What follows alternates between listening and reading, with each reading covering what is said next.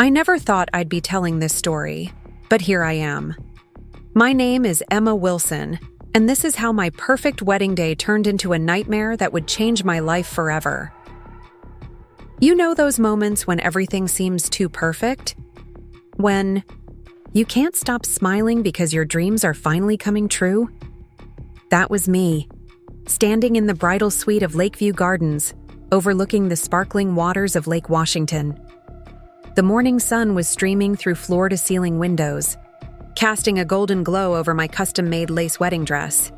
My best friend Sophie was adjusting my veil, the Martinez family heirloom that my future mother-in-law Maria had tearfully presented to me last week.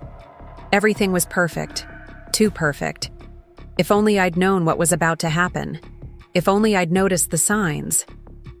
But I was too caught up in the joy of finally marrying Danny, my dream come true, the man who'd swept me off my feet at that charity event 2 years ago. Looking back now, I realize that sometimes the universe has a twisted way of saving us from ourselves. The morning had started like a fairy tale. I woke up to the sound of gentle rain against the windows of the Evergreen Suite, where my bridal party and I had spent the night. Seattle weather, always keeping us guessing. But by the time Sophie arrived with coffee and pastries from the Daily Grind, the same coffee shop where Danny and I had our first date, the clouds had parted, letting streams of sunlight paint the room in shades of gold and ivory, matching our wedding colors perfectly. "It's a sign," Lauren, my sister and bridesmaid, had said with a grin. "The weather gods approve of this union." If only she knew how wrong she was. The hours flew by in a blur of hairspray, makeup, and champagne. Toasts. My mother, Catherine, kept tearing up every time she looked at me, and even my usually stoic father, Robert, seemed emotional as he paced the suite, checking his watch every few minutes. The ceremony was scheduled for 4 p.m., and everything was running right on schedule. Amanda, our wedding planner, was in her element, coordinating with vendors and directing the setup of the glass-walled ceremony space where 175 of our closest friends and family would witness our vows. I was putting on my grandmother's pearl earrings, my something borrowed, when Sophie's phone buzzed. I watched in the mirror as her expression changed, just for a split second, before she quickly composed herself and slipped the phone into her pocket. Later, I would remember this moment and wish I'd asked her what she'd seen. But I was too preoccupied with my own happiness, with the butterflies in my stomach, with thoughts of Danny waiting at the altar. "Emma," Sophie said, her voice careful, measured. "Are you sure about this? About Danny?" I laughed, adjusting my veil for the 100th time. "Of course I'm sure. Why would you ask that now?" She hesitated, playing with the sage green sash of her bridesmaid dress. "It's just, there are some things, rumors."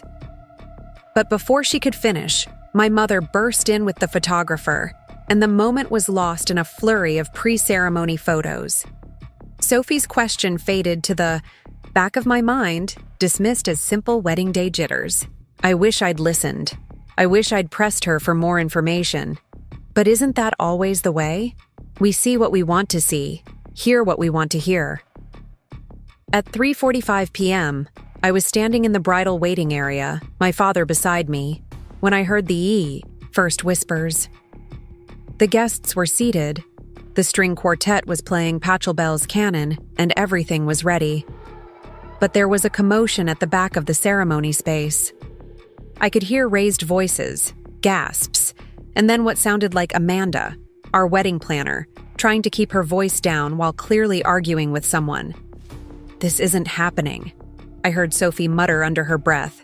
She exchanged a look with Lauren that I couldn't quite interpret. "What's going on?" I asked, but before anyone could answer, the double doors to the ceremony space flew open. And there she stood, Olivia Parker, Danny's ex-girlfriend, wearing a wedding dress that could have been pulled from the pages of a bridal magazine. Her dark hair was perfectly styled, her makeup flawless, and in her hands, she held what looked like a manila envelope. The string quartet stopped playing. The entire room fell silent. And then Olivia's voice, clear and confident, rang out through the space. I object to this wedding. And once you all hear what I have to say, you'll understand why Danny Martinez can't marry Emma Wilson today, because he's still legally married to me. The envelope in her hands suddenly felt like a bomb about to go off. My father's grip on my arm tightened. I heard my mother gasp, and somewhere in the front of the room, I heard Danny's voice. Olivia, don't. But she was already walking down the aisle, my aisle, her designer heels clicking against the hardwood floor, her expression a mix of triumph and what looked almost like pity as she looked at me. The manila envelope was open now, and she was pulling out papers, holding them up for everyone to see. Marriage certificate, she announced, her voice carrying through the stunned silence. Dated 3 months ago, signed in Vegas after that marketing conference. Danny might have told you it was just a business trip, Emma, but we both know Vegas is for lovers, don't we, Danny? I couldn't breathe. The room was spinning. I looked toward the altar, seeking Danny's eyes, praying this was some horrible mistake. But the look on his face, guilt, shame, fear, told me everything I needed to know. The perfect day, the perfect man, the perfect life I'd planned. It was all a lie. And that was just the beginning of what would become the most transformative day of my life.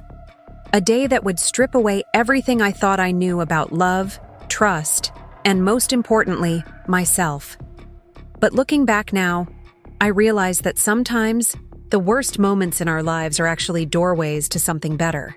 We just can't see it through our tears at the time.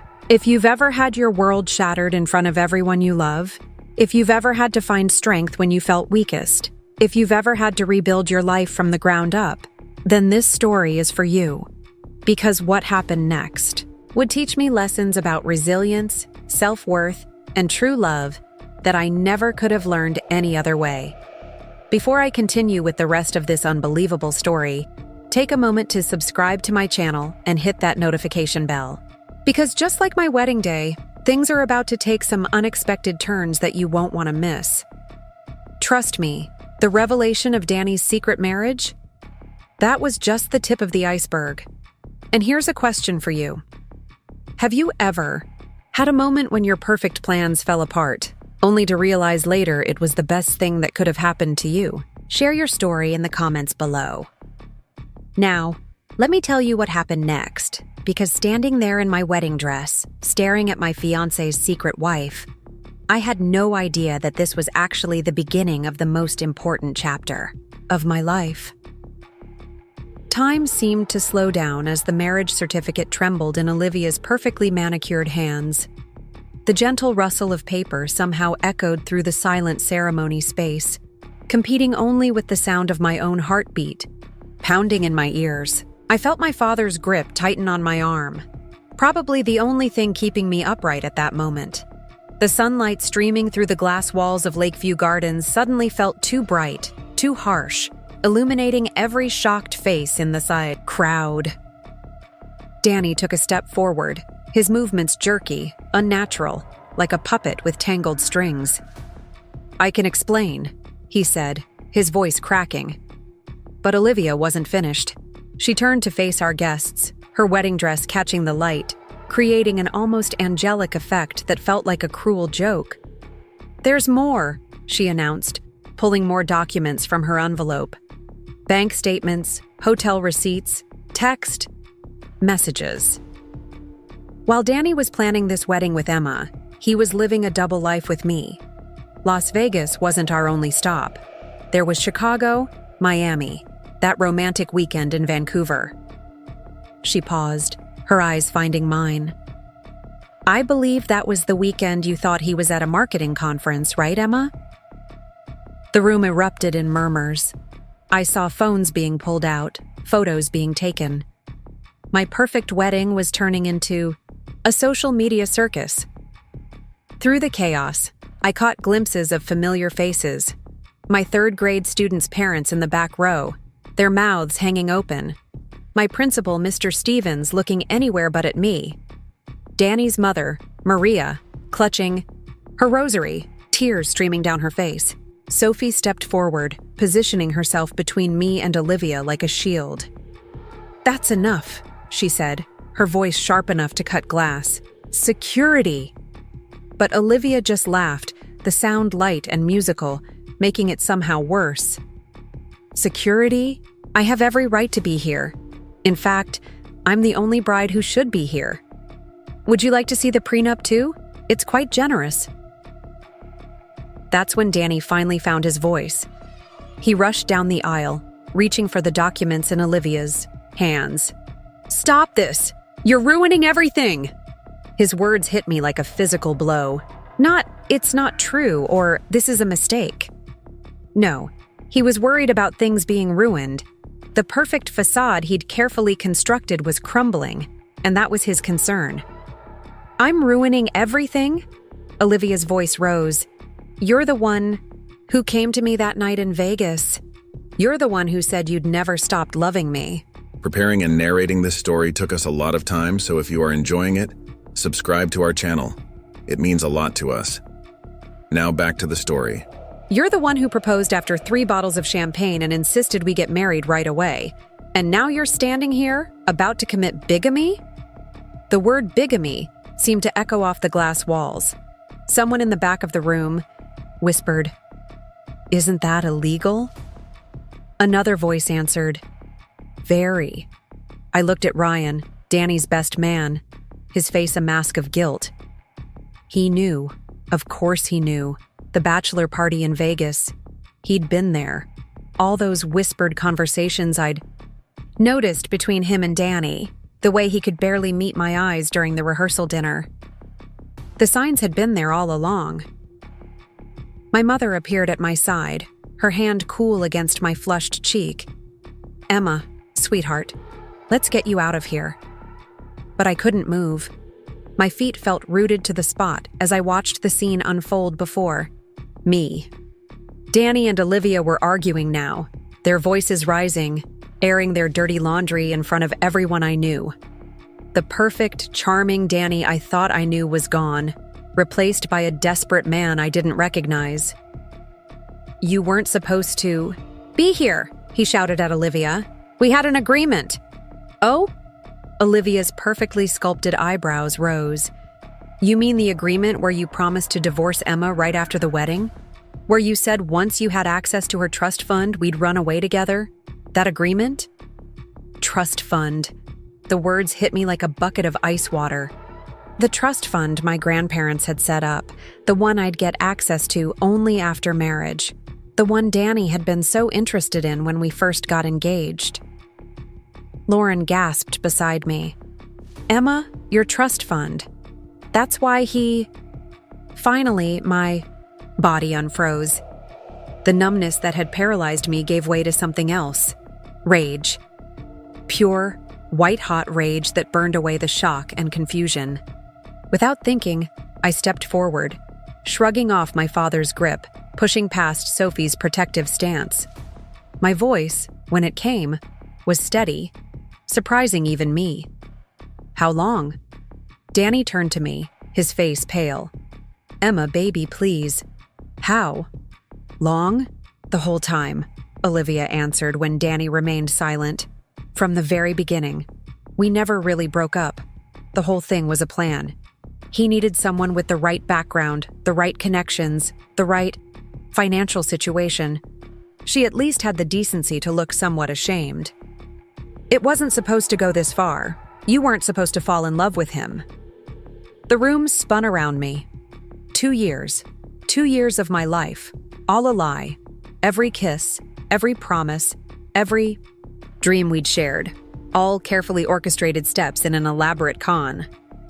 The romantic proposal at Pike Place Market, the tears in his eyes when I'd said yes, the late-night conversations planning our future, it was all fake. I looked down at my engagement ring, the diamond catching the light. Even this was probably a lie. I pulled it off my finger, surprised by how easily it slipped off, as if it had been waiting for this moment. Without a word, I threw it at Danny. It hit his chest and fell to the floor with a soft ping that somehow cut through all the chaos. The sound seemed to break something in Danny. He lunged forward, grabbing my arms. "Emma, please, I can explain. Everything. Yes, it started as a plan, but things changed. My feelings changed. I love you." "Don't touch her." The voice was George Martinez, Danny's father, the retired police officer. He moved with surprising speed for his age, pulling his son away from me. "Daniel Martinez, you're done. Security? Get him out of here before I forget I'm retired." But it was Amanda, our wedding planner, who took control of the situation. She appeared as if by magic, her headset still perfectly in place despite the chaos. "Ladies and gentlemen, I regret to inform you that today's ceremony has been canceled. Please make your way to the exits in an orderly fashion. The valet team is ready to bring your vehicles around." As the guests began to file out, many lingering to gawk or take final photos, I heard snippets of conversations. "Always thought he was too good to be true. Poor Emma, she's such a sweet teacher. Wonder if we can get our gift back. Wait till this hits social media." The last one snapped me back to reality. My private humiliation was about to become very public. I could already imagine the headlines: "Teacher left at altar by bigamist fiancé." My students would see it, their parents would see it, everyone would see it. That's when Sophie took charge.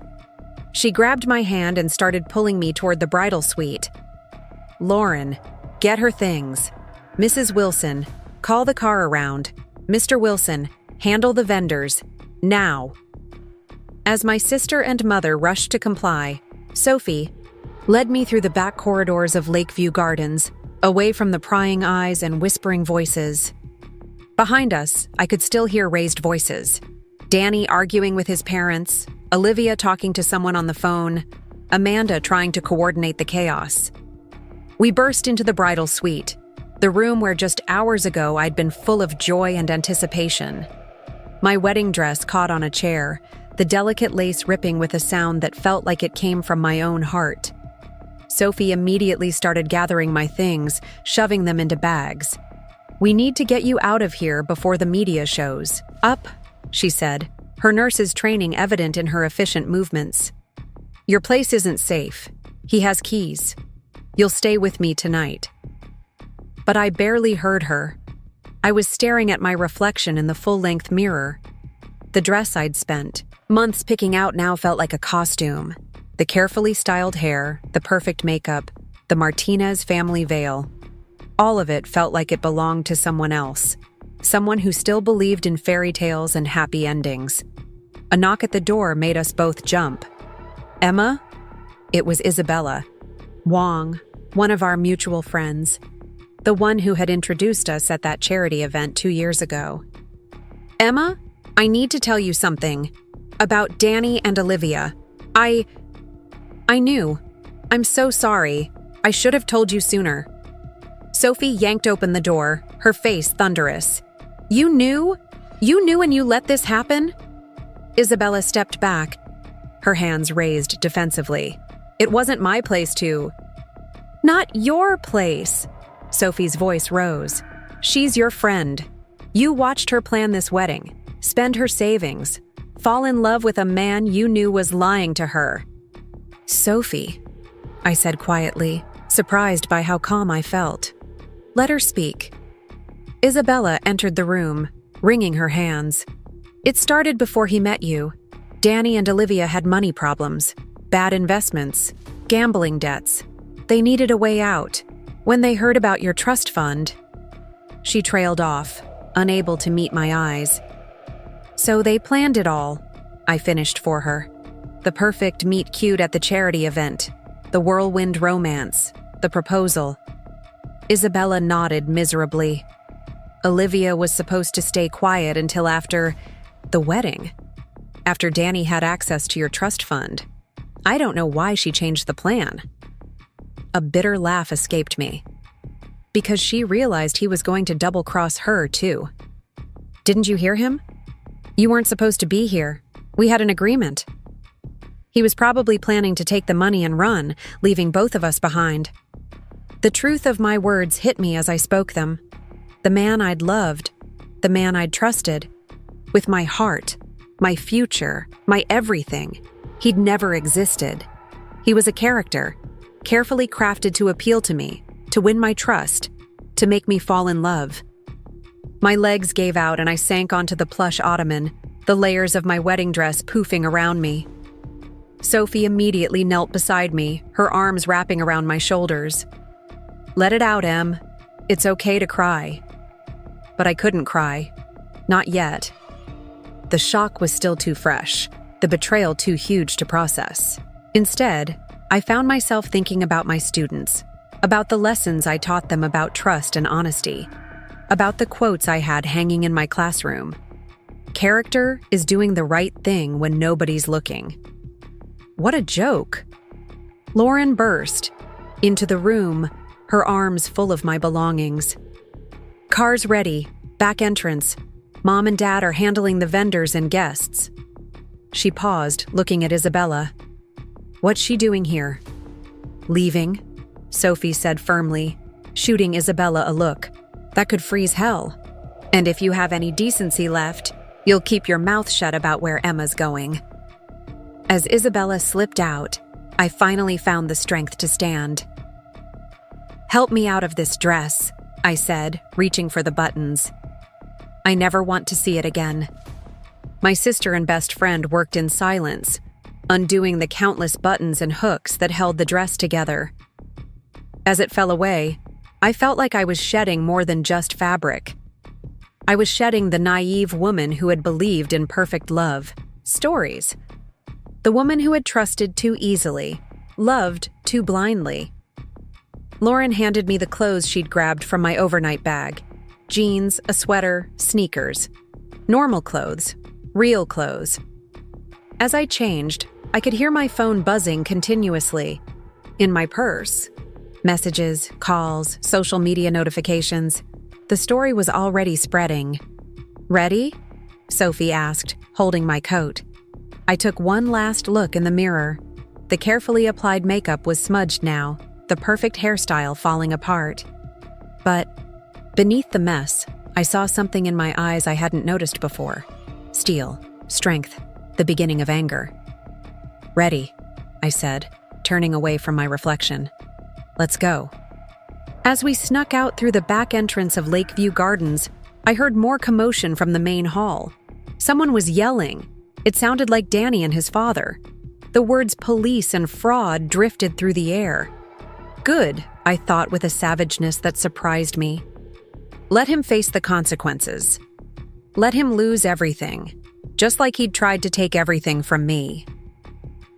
Sophie's car was waiting, engine running.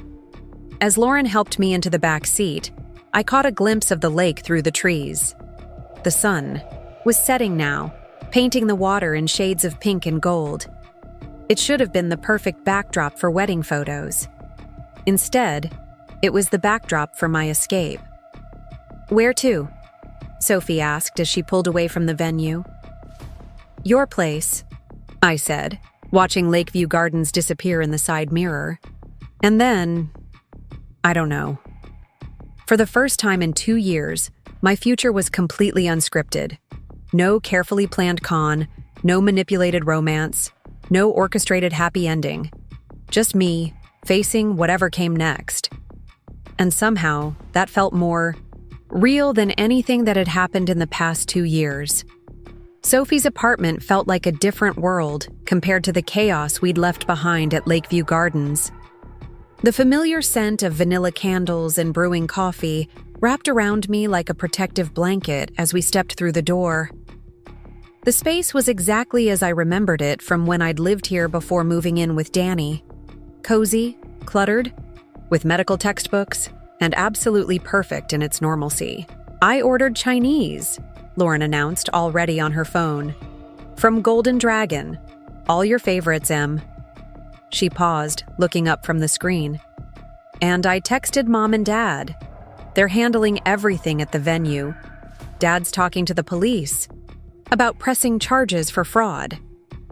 I sank onto Sophie's overstuffed couch, my body suddenly feeling every ounce of exhaustion from the day. The events at the wedding venue felt simultaneously like they'd happened years ago and mere seconds ago.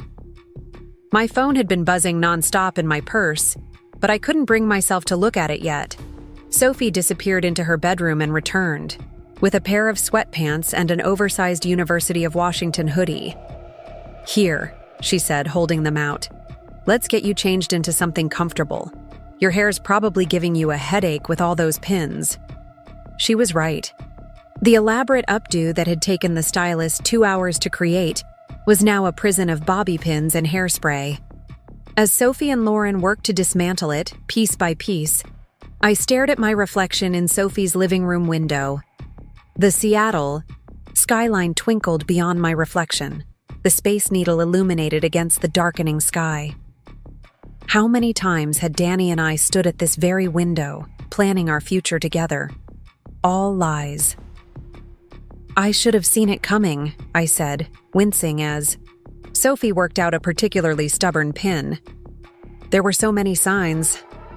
Lauren paused in her pin extraction. "What do you mean?" "The way he always changed the subject when I brought up joining our bank accounts after the wedding.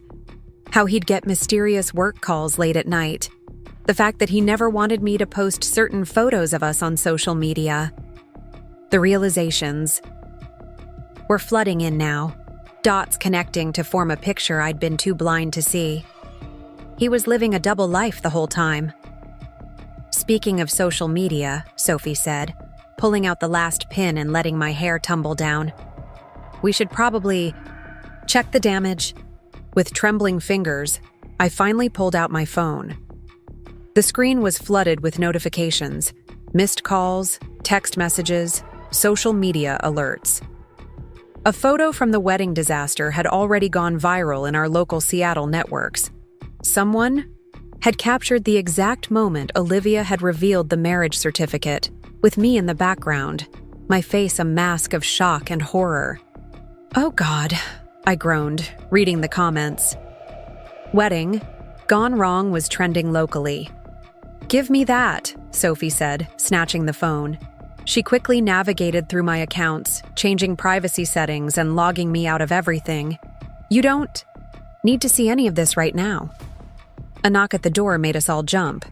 Lauren peered through the peephole, then relaxed. "It's just the food."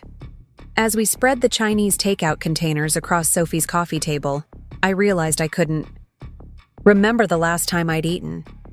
The morning's breakfast of champagne and pastries felt like it had happened in another lifetime. But as I picked up my chopsticks, another knock echoed through the apartment, harder, more insistent. "Emma!" Danny's voice carried through the door. "Emma, I know you're in there. Please, just let me explain." Sophie was on her feet in an instant, moving toward the door with purpose. But Lauren grabbed her arm. "Wait," she whispered. "What if he makes a scene? The neighbors." She had a point. The last thing I needed was more public drama. Danny's voice came again, closer to the door now. "Baby, please, it's not what you think. Olivia's lying about everything. I love you." Something inside me snapped. I stood up, my hands steady despite the adrenaline coursing through my veins. "Move," I told Sophie and Lauren. They exchanged glances but stepped aside. I opened the door just enough to see Danny standing there, his tuxedo disheveled, his boutonniere hanging limply from his lapel. He looked terrible, and for the first time, I felt absolutely nothing for him. "You have exactly 30 seconds before I call the police," I said, my voice cold enough to surprise even myself. "Emma, thank God." He tried to push the door wider, but I held firm. "Baby, you have to believe me. Olivia's making everything up. Those documents are fake. She's just jealous of what we have." "Had," I corrected. "What we had, which was nothing. But a lie." "No." His voice rose with desperation. "Everything I feel for you is real. Yes, okay. Olivia and I had a thing in Vegas, but it didn't mean anything. I was drunk. It was a mistake. The marriage isn't even legal. We were too intoxicated for it to count. I almost laughed at the absurdity of his defense. So your explanation is that you're not a calculating con man, just a cheating drunk, who accidentally committed bigamy. That's not. I mean, he ran his hands through his hair in frustration. Look, just let me in. We can talk about this properly. I'll explain everything. Your 30 seconds are up, I said, starting to close the door. He slammed his hand against it, preventing me from shutting it completely. The trust fund, he blurted out. That's what this is really about, isn't it? Olivia told you about that. But baby, I don't care about the money. Keep it all. I just want you. For a moment, I stood there processing his words. Even now, even after being caught, he was still trying to manipulate me. Still trying to find the right words to maintain control of the situation. Of me. You know what the funny thing is? I said, meeting his eyes. If you'd actually loved me, if any of this had been real, I would have shared everything with you. The trust fund, my savings, all of it, because that's what people do when they love each other. They share their lives without schemes or conditions.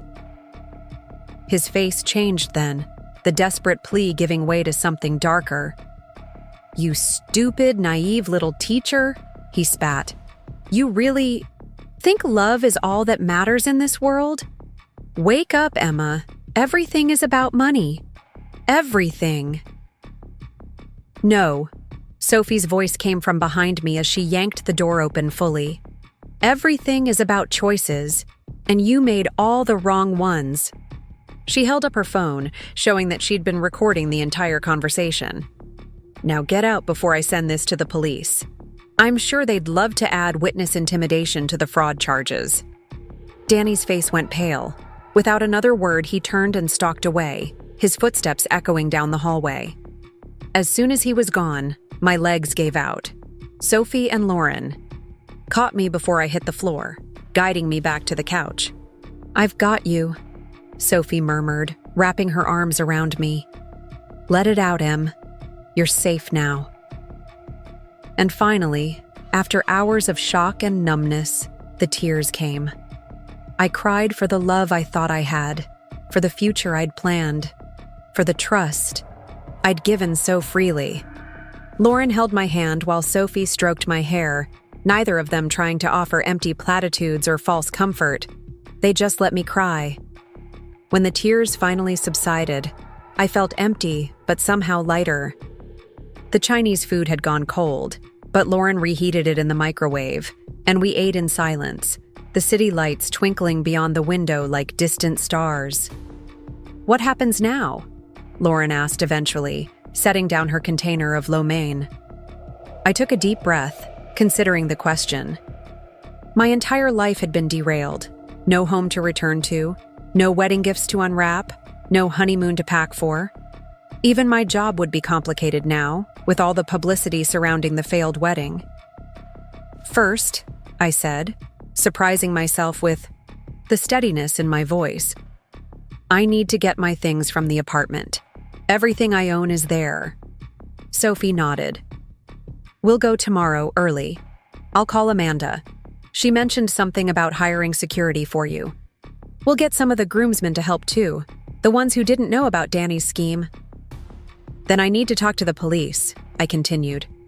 Dad mentioned fraud charges. They'll need my statement. Already scheduled for Monday morning. Lauren said. Dad's friend from law school is handling it. He specializes in financial fraud cases. I picked up my chopsticks again, pushing around a piece of broccoli. And then, I don't know, everything I planned, everything I thought. My life would be, it's all gone. No, Sophie said firmly. Your plans with Danny are gone, but you're still here. You're still the amazing teacher who makes a difference in her students' lives. You're still the friend who drops everything to help someone in need. You're still the woman who can quote every line from Pride and Prejudice and makes the best chocolate chip cookies in Seattle. Lauren chimed in. And you're still my big sister who taught me how to stand up for myself, who showed me what strength looks like. She squeezed my hand. Danny didn't give you any of those things. They're all you. Their words washed over me like a healing balm. They were right. Danny might have taken my trust, my savings, and my immediate plans, but he hadn't taken me. I was still here, still whole, still capable of building a new future. My phone buzzed again from where Sophie had placed it on the kitchen counter. We all turned to look at it, but none of us moved to check it. You know, I said slowly, I think I need a social media break, maybe a long one. Sophie nodded approvingly. Good idea. Focus on healing first. The internet will still be there when you're ready. And in the meantime, Lauren added, you can stay here with Sophie, or with Mom and Dad, or bounce between places until you figure out what you want. What did I want? For the past 2 years, everything I'd wanted had been tied to Danny, to our life together. Now I had to figure out who I was without him, what I wanted for myself alone. The thought was terrifying, and somehow, strangely exciting. A siren wailed somewhere in the distance, its sound muffled by the apartment's windows. In my mind, I could still see Olivia standing in that wedding dress, holding up the evidence of Danny's betrayal. But the image didn't hurt as much as it had hours ago. Instead, it felt like a wake-up call, a harsh but necessary revelation that had saved me from a much worse fate. You know what I want right now? I said, reaching for the fortune cookie that came with our dinner.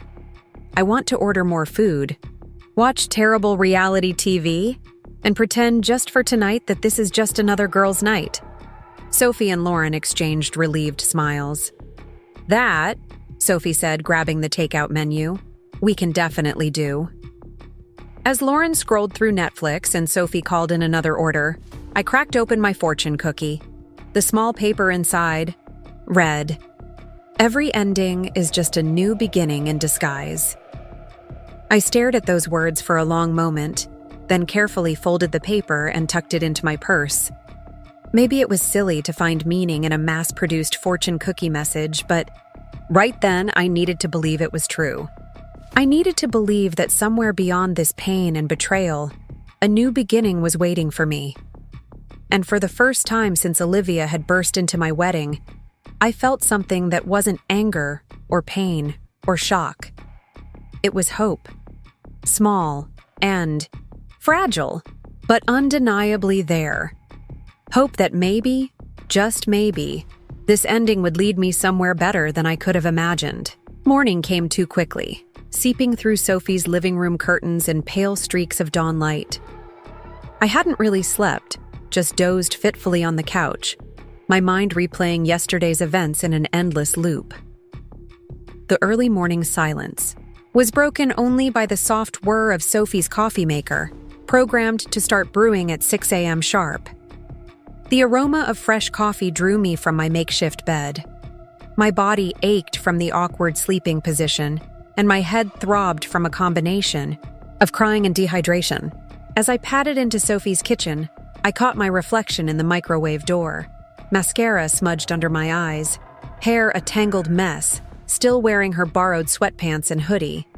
A far cry from the bride I was supposed to be on my first morning as a married woman. "You're up early," Sophie said, emerging from her bedroom in scrubs.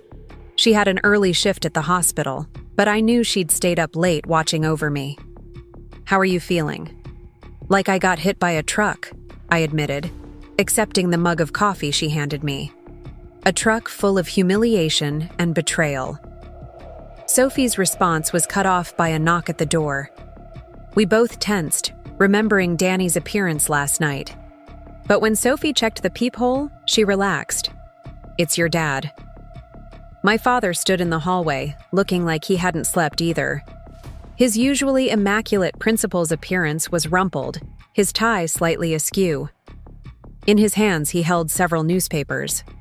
"Morning, sweetheart," he said, his voice gentle. "I thought you should see these before heading out today." He laid the newspapers on Sophie's kitchen counter. My story had made the local news. Teachers, dream wedding turns nightmare. Groom's secret marriage exposed, screamed one headline. Another read, double life, marketing executive's wedding scheme unveiled. Great, I muttered, pushing the papers away. Just what I needed. There's more, my father said, pulling out his phone. The police want to talk to you today, not Monday. They've been investigating Danny and Olivia since before yesterday. Apparently this isn't their first scam. The coffee in my stomach turned sour. What do you mean?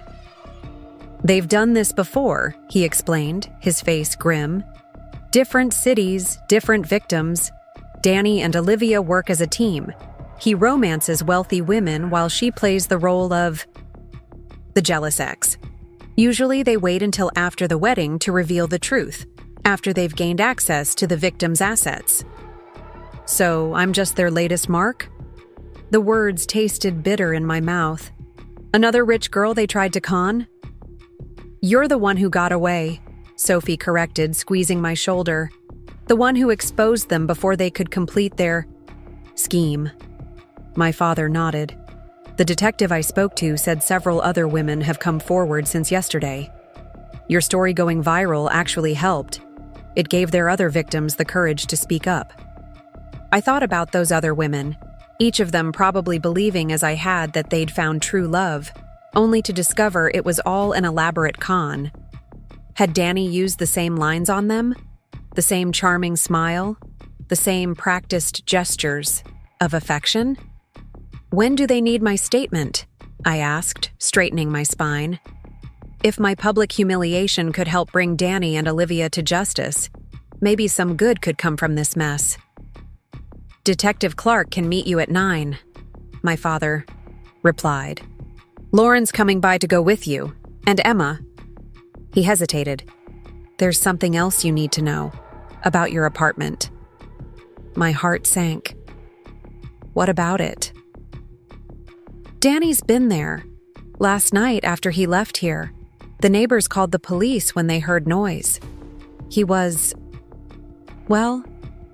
destroying things. Your things, specifically. The mug trembled in my hands, coffee sloshing dangerously close to the rim.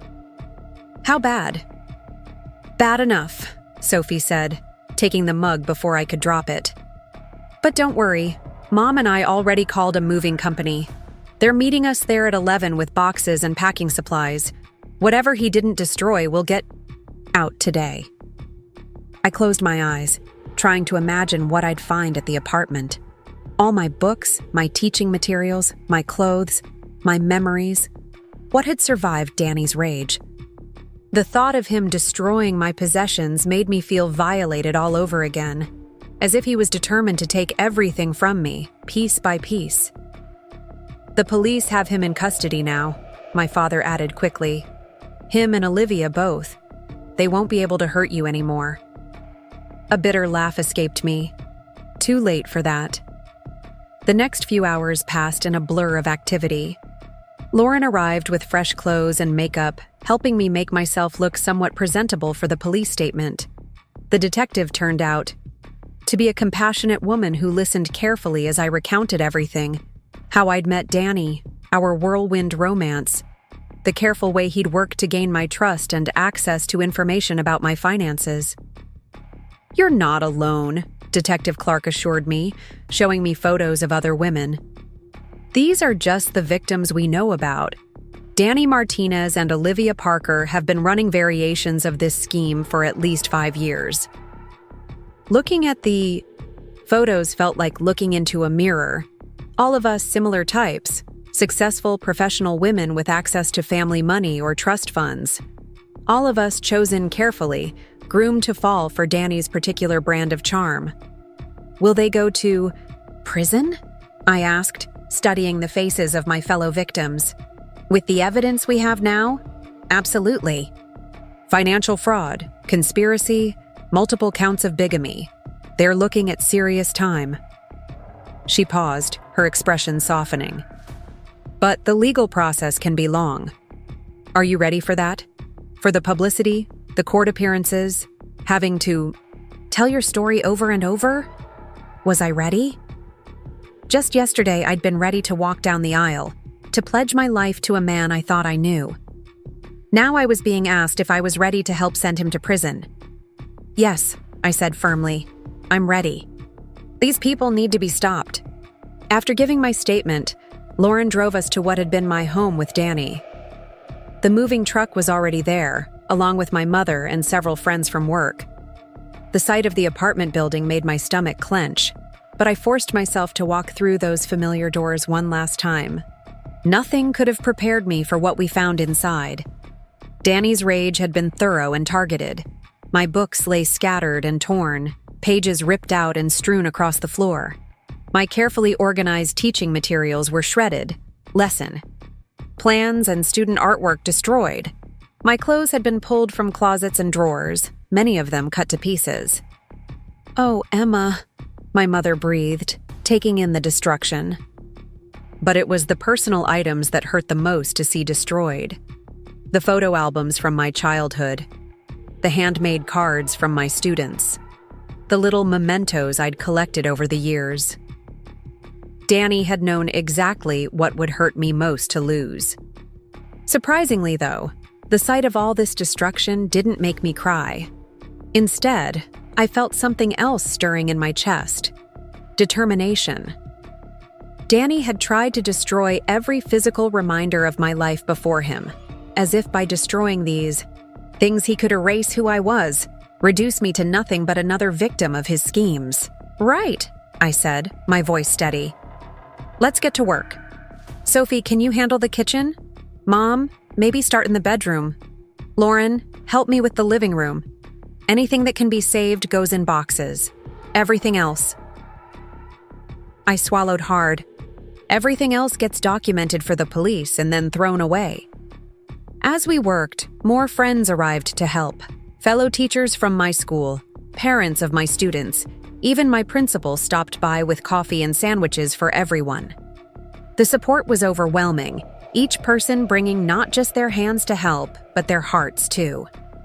"Miss Wilson?" A small voice came from the doorway. I turned to find Lily, one of my third-grade students, standing there with her mother. In her hands, she held something colorful. "I made you a new artwork since Daddy said your old ones got ruined." The crayon drawing showed a stick figure with a big smile, surrounded by hearts and stars. "It's you," Lily explained, "being brave." I had to turn away for a moment, blinking back tears. When I'd imagined my life falling apart, I'd pictured being alone in the wreckage. Instead, I was surrounded by people helping me pick up the pieces, offering everything from physical labor to crayon drawings of encouragement. By late afternoon, we'd salvaged what we could. It wasn't much. Some clothes that had escaped Danny's scissors, books that were only partially damaged, a few photos that had been stored in albums he hadn't found. Everything else was documented and discarded, each piece a reminder of the life I was leaving behind. "Where should we take the boxes?" the moving company supervisor asked. I looked at my mother, suddenly realizing I hadn't thought that far ahead. I don't know. "To our house," my mother said firmly. "The guest room is already made up, and there's plenty of storage space in the basement for everything else." "Mom, I can't." "Yes, you can," she interrupted. "Emma, honey, let us help you. Let us be there for you while you rebuild." Looking around at the empty apartment, at the bare walls where photos had once hung, at the vacant spaces where my life had been, I realized something important. Danny hadn't just stolen my trust and my savings. He'd stolen my independence, my confidence in my own judgment. And the only way to get those things back was to accept help, to let myself be supported while I found my feet again. "Okay," I said softly. "Thank you." As the movers carried out the last of the boxes, I stood alone in what had once been my bedroom. The afternoon sun slanted through the windows, illuminating dust motes in the air. This room had been my sanctuary, the place where I'd dreamed of my future with Danny. Now it was just an empty space, waiting for its next occupant. I pulled the fortune cookie paper from my pocket. Every ending is just a new beginning in disguise. Standing there in the ruins of my old life, I finally understood what those words truly meant. This ending, painful as it was forcing me to begin again. To rebuild not just my physical surroundings, but my whole life, this time on my own terms. My phone buzzed, another news alert about the case. Apparently, more victims had come forward, bringing the total to 7 women across 3 states. 7 lives disrupted, 7 hearts broken, 7 dreams shattered. But also, 7 women standing up, speaking out, refusing to let shame silence them. "Ready to go?" Sophie asked from the doorway. I took one last look around the empty room. "Yeah," I said, turning away from the past and toward whatever future awaited me. "I'm ready." The sun was setting as we left the building, painting the Seattle skyline in shades of pink and gold. Tomorrow would bring more challenges, meetings with lawyers, conversations with the school board about handling the publicity, decisions about what to do next.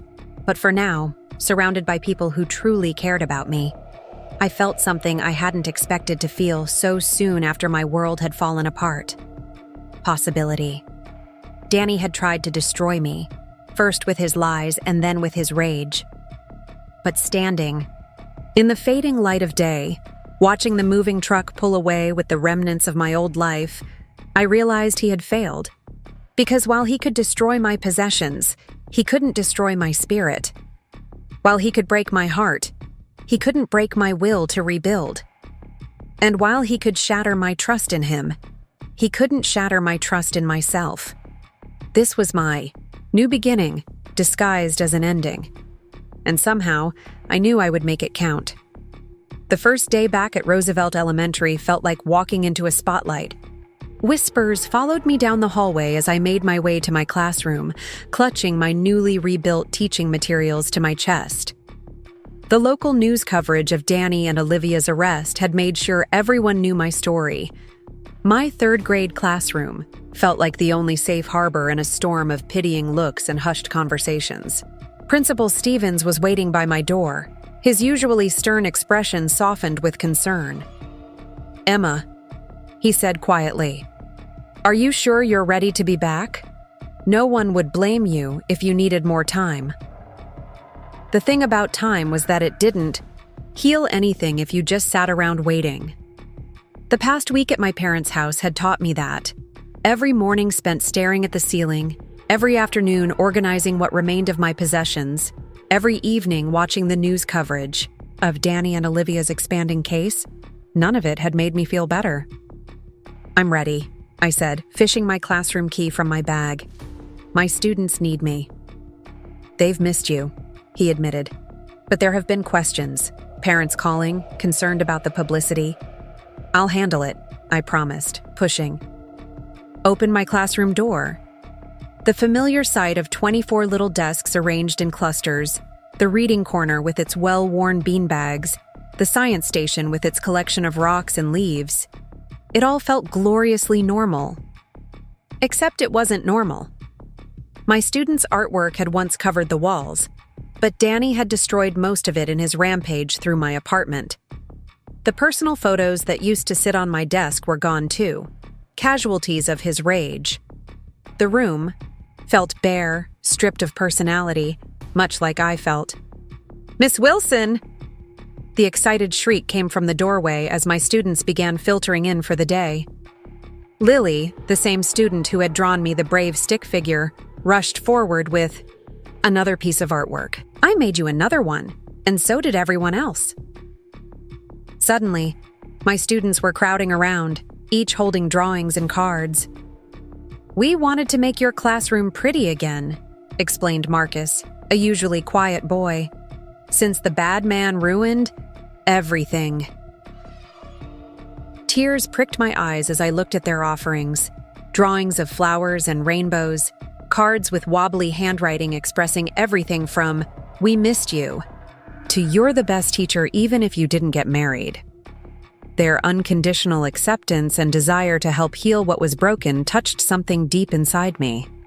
Principal Stevens quietly excused himself as I began hanging the new artwork, my students eagerly directing me on placement.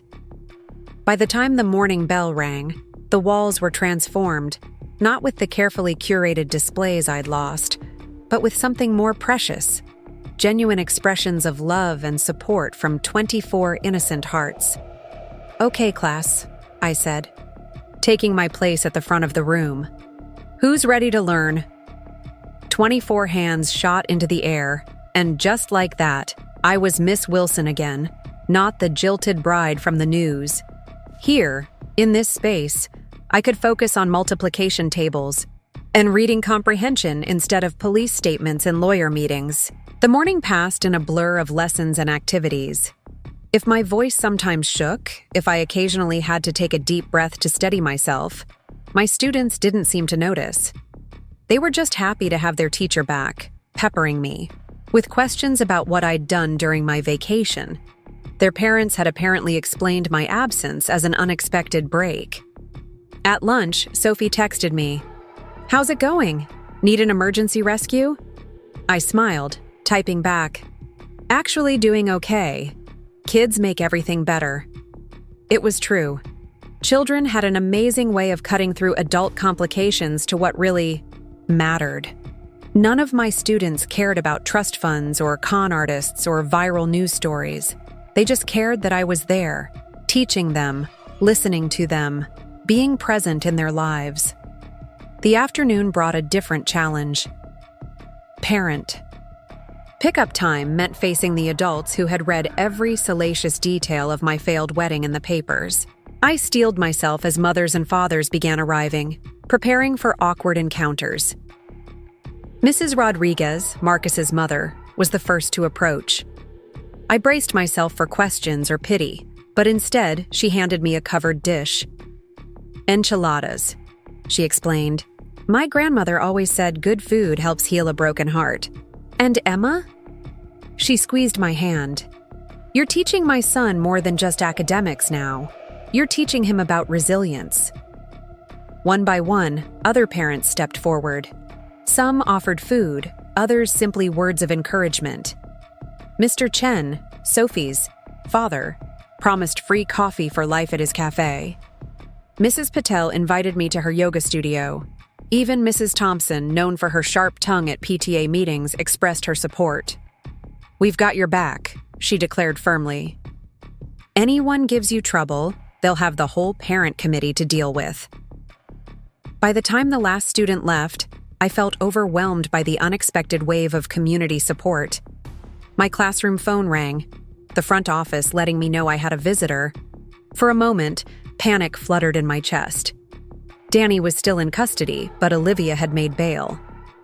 But it was just Lauren, carrying a box of supplies for my classroom. "Thought you might need these," she said, setting down brand new markers, construction paper, and decorative borders. "Mom said to remind you about dinner tonight. She's making your favorite lasagna."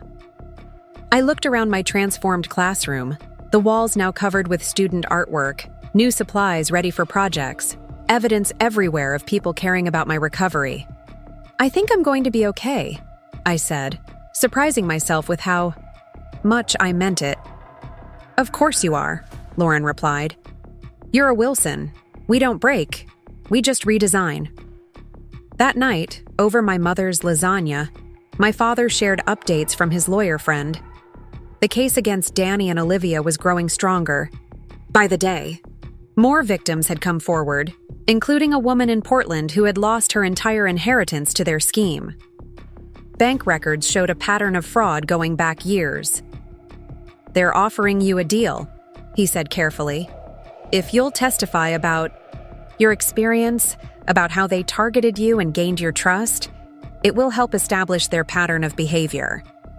But you don't have to do it, Emma. No one would blame you for wanting to put this all behind you."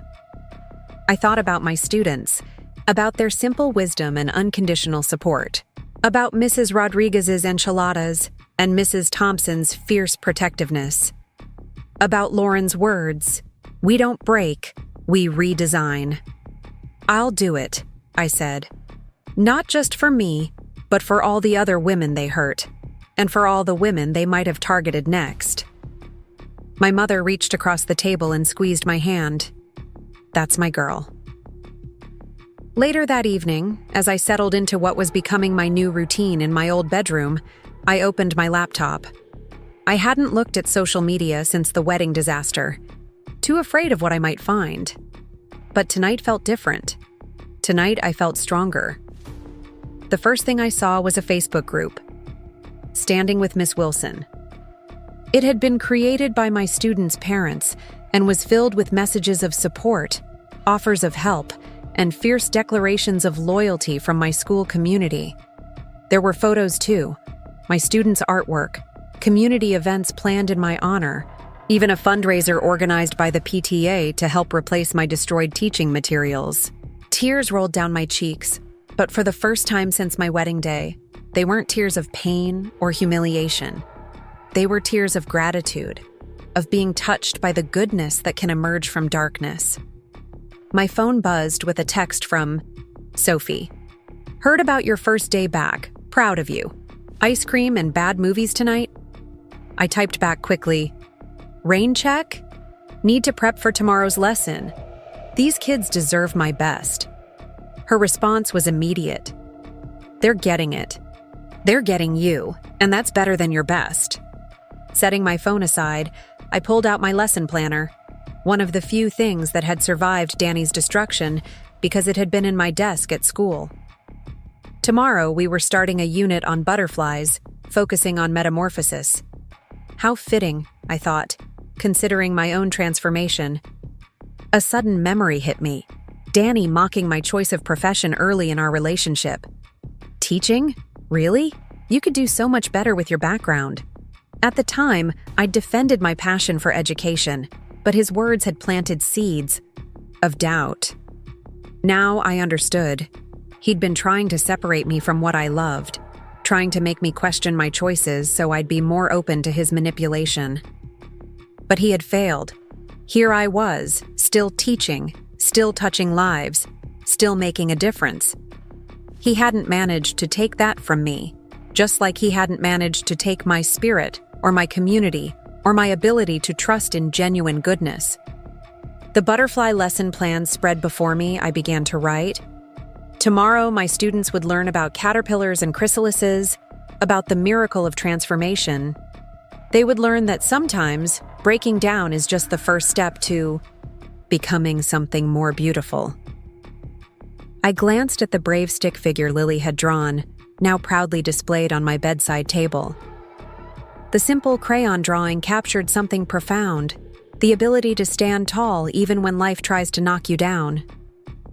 My students saw me as brave, so that's what I would be. Not because I felt brave all the time, but because sometimes being brave means simply showing up day after day and refusing to let the darkness win. A text from Detective Clark popped up on my phone. Meeting tomorrow about your testimony. 4 p.m. work? Yes, I replied. I'll be there. Setting my phone down, I returned to my lesson plans. Tomorrow would bring new challenges, the police meeting, more whispers in the hallways, more battles with my own healing heart. But it would also bring 24 smiling faces eager to learn, a classroom full of love expressed in crayon and construction paper, and another chance to prove that while Danny and Olivia might have stolen my trust fund, they couldn't steal my future. Because that future wasn't just about me anymore. It was about every student who needed to learn that setbacks don't define us. Every parent who trusted me with their child's education. Every woman who might find strength in my story. Every person who needed to believe that after betrayal, after heartbreak, after public humiliation, it was possible to stand up, dust off, and begin again. The butterfly diagrams stared up at me from my lesson plan, reminding me of nature's most beautiful truth. Sometimes the most complete transformations begin with complete dissolution. Sometimes you have to let everything fall apart before you can see what you might become. I was no longer the naive bride in a custom lace gown, believing in perfect love stories. I was becoming something else, stronger, wiser, more authentically, myself. And unlike the fairy tales I'd once believed in, this transformation wasn't happening because of a prince or a wedding or a magical moment. It was happening because of 24 children who saw their teacher as brave. Because of a community that refused to let scandal overshadow support. Because of family and friends who held me up when I couldn't stand alone. And most importantly, because somewhere beneath the heartbreak and humiliation, I had found an unshakable truth. I was more than what had been done to me. I was Miss Wilson, third-grade teacher, butterfly expert, survivor. And tomorrow was another day to spread my wings. The courthouse loomed before me, its granite steps already crowded with reporters despite the early hour. Detective Clark had warned me they'd be here. Danny and Olivia's preliminary hearing had attracted media attention from across the state. Their elaborate scheme, spanning multiple victims and states, made for irresistible headlines. Sophie squeezed my hand as we approached the press gauntlet. Remember what the lawyer said. No comments, eyes forward, keep walking. I gripped my coffee cup tighter with my free hand, grateful for the warmth seeping through my fingers on this chilly Seattle morning. The cardboard sleeve bore a message written in Mr. Chen's familiar handwriting. "You've got this, Emma." Such a simple gesture, but it steadied my nerves. The reporters surged forward as we reached the steps. Microphones thrust toward my face as questions bombarded me from all sides. "Miss Wilson, how does it feel to face your ex-fiancé today? Were there warning signs you missed? Did you suspect Olivia Parker was more than just an ex-girlfriend? What would you say to other women who might be targets of similar schemes?" That last question made me pause mid-step. What would I say to other women? The thought of someone else going through this nightmare, believing in love only to discover it was all an elaborate con. But Sophie's gentle tug kept me moving forward. Through the massive wooden doors and into the relative quiet of the courthouse. "Miss Wilson." A tall woman in a crisp suit approached us. "I'm Andrea Martinez, the prosecutor handling your case. Thank you for coming early. We have some things to review before the hearing." She led us to a small conference room where Detective Clark was already waiting with a stack of files. The next hour was spent going over my testimony, every detail, of my relationship with Danny, every red flag I'd missed, every manipulation tactic he'd employed. "The defense will try to paint this as a simple case of cold feet," Andrea explained. "They'll suggest Danny truly loved you, that his marriage to Olivia was a drunken mistake, that this whole thing is being blown out of proportion." "But the other victims," I started. "Are all prepared to testify too," Detective Clark assured me. "But your case is special, Emma. You're the one who exposed them before they could complete their scheme. Your testimony could be crucial in establishing their pattern of behavior." A knock at the door interrupted us. Lauren poked her head in, slightly out of breath. "Sorry, I'm late. Traffic was insane, but I brought reinforcements." Behind her stood Mrs. Rodriguez and several other parents from my class, all wearing Standing with Miss Wilson buttons. My heart swelled at their presence. "The courtroom's filling up," Lauren reported. "Half the school seems to be here." Andrea checked her watch. "It's almost time. Emma, are you ready? Ready to face the man who had nearly destroyed my life? Ready to look into the eyes of the woman who had helped him do it? Ready to bare my soul and my shame in front of a courtroom full of strangers and supporters?" "Yes," I said, standing up and smoothing down my carefully chosen outfit, a simple blue dress that made me feel professional and strong. "I'm ready." The courtroom was indeed packed. As I made my way to the front, I saw familiar faces everywhere, fellow teachers, parents from school, even some of my students' older siblings. Principal Stevens sat near the back, offering an encouraging nod. And then I saw them. Danny and Olivia sitting at the defense table, both in conservative suits that screamed, "respectable citizens." Danny's hair was shorter than I remembered, his face unshaven. He looked smaller somehow, less charming, less overwhelming. Olivia sat ramrod, straight, her expression carefully neutral. Neither of them looked at me as I took the stand. The oath was administered, and Andrea stepped forward to begin her questioning. "Miss Wilson, please tell the court how you met Daniel Martinez." Taking a deep breath, I began my story. With each word, each revealed manipulation, each exposed lie. I felt something shifting inside me. This wasn't just about justice anymore. It was about reclaiming my narrative, taking back the story that had been twisted and used against me. I described the charity event where we'd met, now knowing it had been carefully orchestrated. I detailed how Danny had slowly worked to gain my trust, how he'd shown interest in my teaching career while subtly suggesting I could do better. I explained how he'd isolated me from friends who might have seen through his act, all while maintaining his double life with Olivia. "And when did you first learn about the trust fund?" Andrea asked. 3 months into our relationship, I replied. He made it seem like such a casual conversation. He was talking about his dreams for the future, asking about my family traditions. The trust fund came up naturally, or at least I thought it was natural at the time. What happened after that? The relationship intensified. Danny became more serious about marriage, about joining our lives together. He was especially interested in the clause requiring marriage before I could access the fund. As I spoke, I caught movement in my peripheral vision. Danny was writing something on a legal pad, his attorney reading over his shoulder. Olivia's perfect posture had slipped slightly. The questioning continued, each answer revealing another layer of their scheme.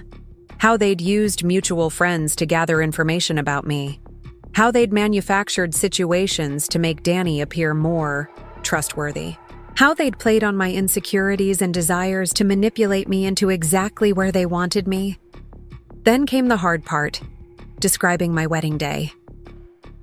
The courtroom was silent as I recounted Olivia's dramatic entrance, the revealed marriage, certificate, the public humiliation. My voice shook slightly, but I kept going. After the ceremony was canceled, what did the defendant do? He came to my friend's apartment where I was staying. He tried to convince me Olivia was lying, that their marriage wasn't legal. When that didn't work, I paused, remembering his transformation from pleading lover to angry con man. He showed his true self, called me a stupid, naive little teacher, said everything in life was about money. And later that night, he broke into our apartment, my apartment, and destroyed everything he could find. My teaching materials, my photos, my clothes, anything that represented my life before him. Objection. Danny's lawyer stood up. There's no proof my client was responsible for that damage. The security cameras in the building caught him entering and leaving, Andrea countered, and several neighbors witnessed it. Overruled, the judge declared. Continue, Miss Wilson. I described finding my possessions in ruins, but then I added something that wasn't in my prepared testimony. But he failed. He destroyed my things, but he couldn't destroy me. He couldn't destroy the community that supported me, the students who believed in me, or my ability to trust in genuine goodness. Danny's head snapped up at that, his eyes meeting mine for the first time. I held his gaze steadily, letting him see what he hadn't been able to break. The defense's cross-examination was aggressive, trying to paint me as a jilted woman out for revenge. They suggested I'd known about Danny's marriage to Olivia, that this was all an elaborate scheme to avoid the wedding. They tried to make me appear unstable, unreliable. But with each attack, I grew stronger. The answers came clearly, confidently. When they tried to twist my words, I untwisted them. When they attempted to confuse me, I stayed focused. When they tried to shame me, I refused to be shamed. Finally, After what felt like hours, I was dismissed from the stand. As I walked back to my seat, I passed close to the defense table. Danny reached out suddenly, his fingers brushing my arm. "Emma," he whispered. "I'm sorry." The touch sent a shiver through me, but not of fear or longing.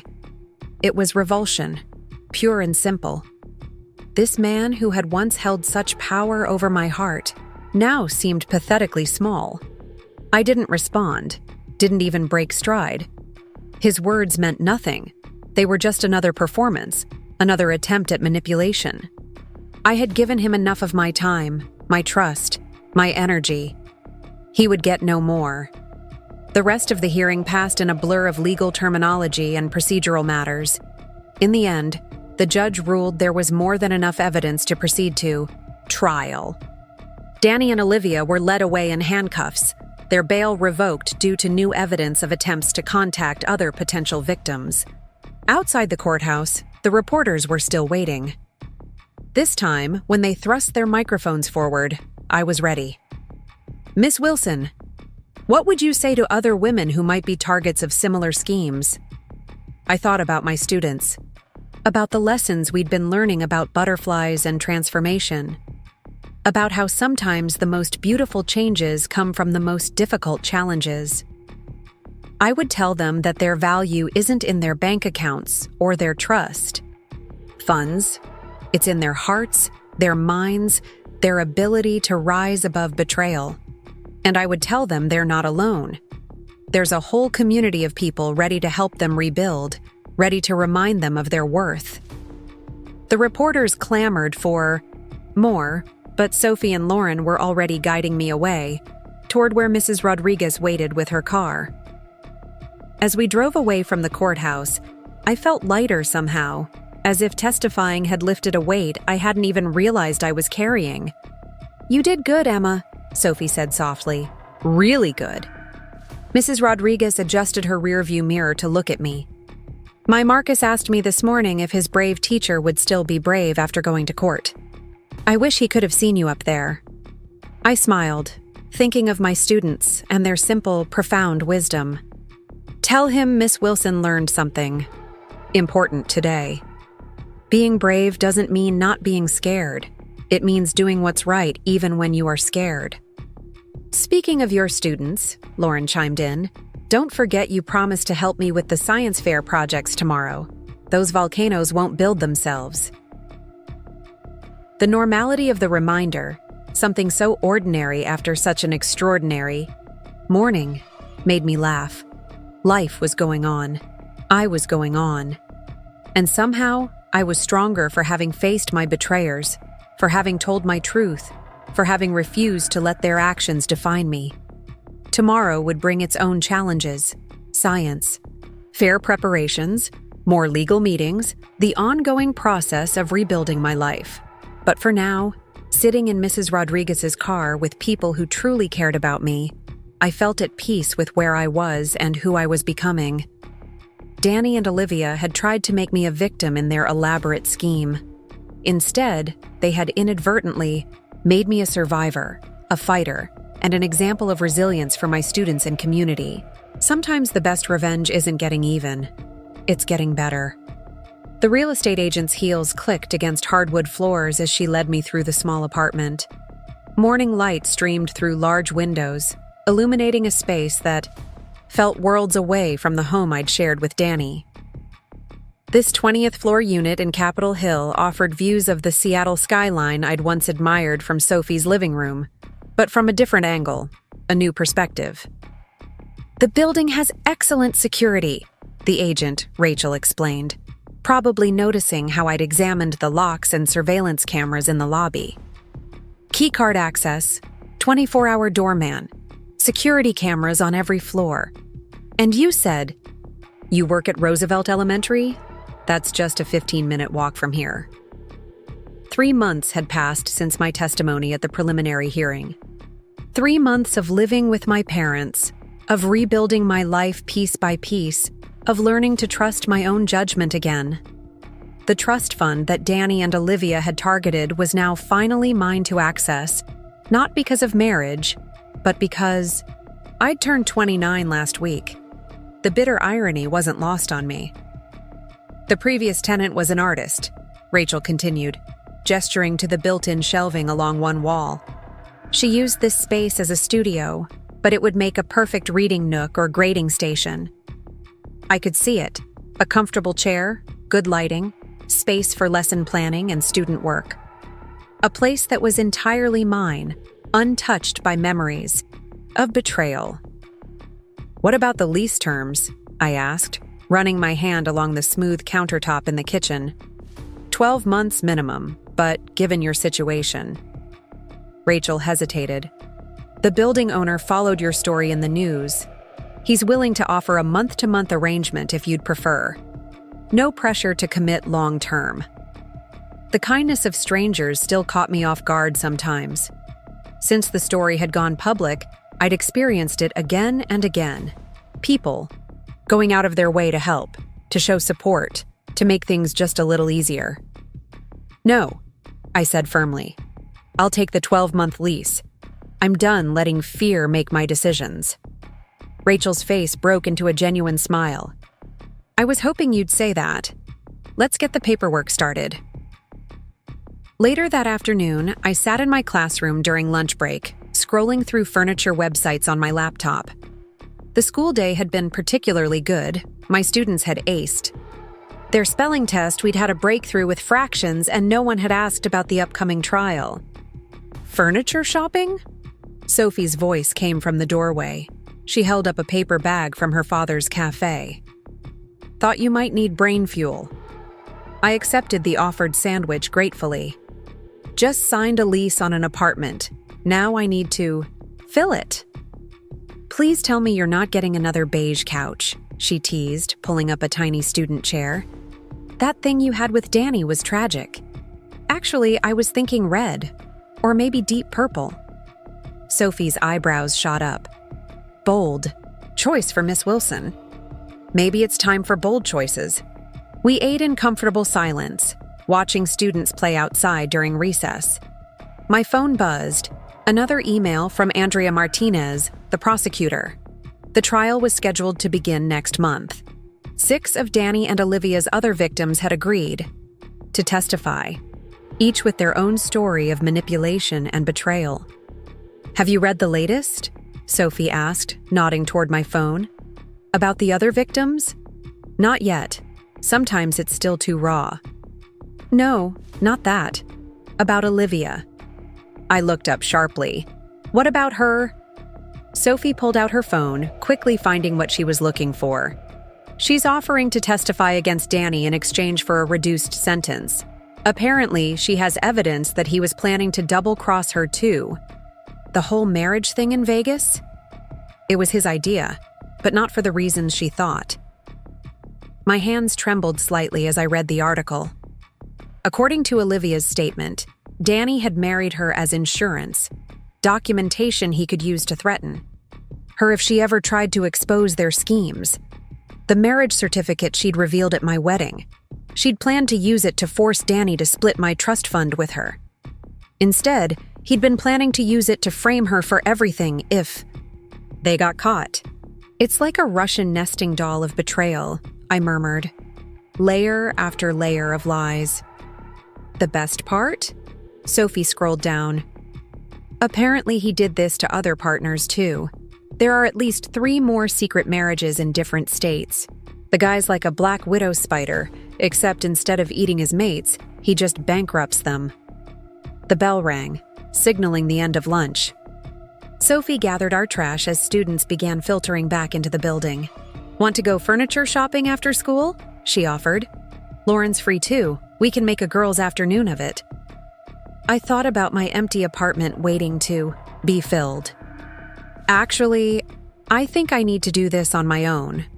But rain check?" Sophie squeezed my shoulder understandingly. "Proud of you, Em." That evening, I walked through several furniture stores, taking my time, really considering each piece. The old Emma would have rushed to fill every space, would have chosen safe, neutral pieces that wouldn't draw attention. But I wasn't that Emma anymore. In the end, I chose a deep purple velvet couch that made me smile every time I looked at it. A bright geometric rug that would have given Danny's minimalist sensibilities a heart attack. Bookshelves painted sunshine, yellow. Art pieces that spoke to me, not to some carefully curated image of sophistication. "Interesting choices," the sales associate commented as she processed my order. "Very vibrant." "Yes," I agreed. "They are." As I drove home, still to my parents' house until the furniture was delivered, my phone rang through the car's Bluetooth. Detective Clark's name appeared on the display. "Emma, do you have a minute?" I pulled into a parking lot, killing. The engine. Detective Clark never called without a reason. "What's wrong?" "Nothing's wrong," she assured me quickly. "Actually, something's right for a change. We found Danny's storage unit in Portland, the one he kept under an alias, Emma. Or he kept trophies." My heart stuttered. Trophies? Items stolen from his victims, jewelry, photos, personal documents, and diaries, his own diaries, detailing every con, every manipulation, every plan, including emails and text messages between him and Olivia, planning your wedding day revelation. I gripped the steering wheel tighter. So it wasn't just about the money? They planned to humiliate me publicly from the beginning? Yes and no. The public revelation was plan B. Originally, they were going to wait until after the wedding, after they had access to your trust fund. But Danny got greedy. He started seeing another potential victim in Portland, someone with an even larger inheritance. He was going to use the marriage to Olivia as leverage to keep you quiet while he moved on to his next target. The casual cruelty of it all made my stomach turn. "Why are you telling me this?" "Because you deserve to know the truth. And because we found something else in that storage unit. Something that belongs to you." I held my breath, waiting. "Your grandmother's charm bracelet, the one Danny claimed was stolen during the apartment break-in? He had it the whole time. We can release it to you now that it's been documented as evidence."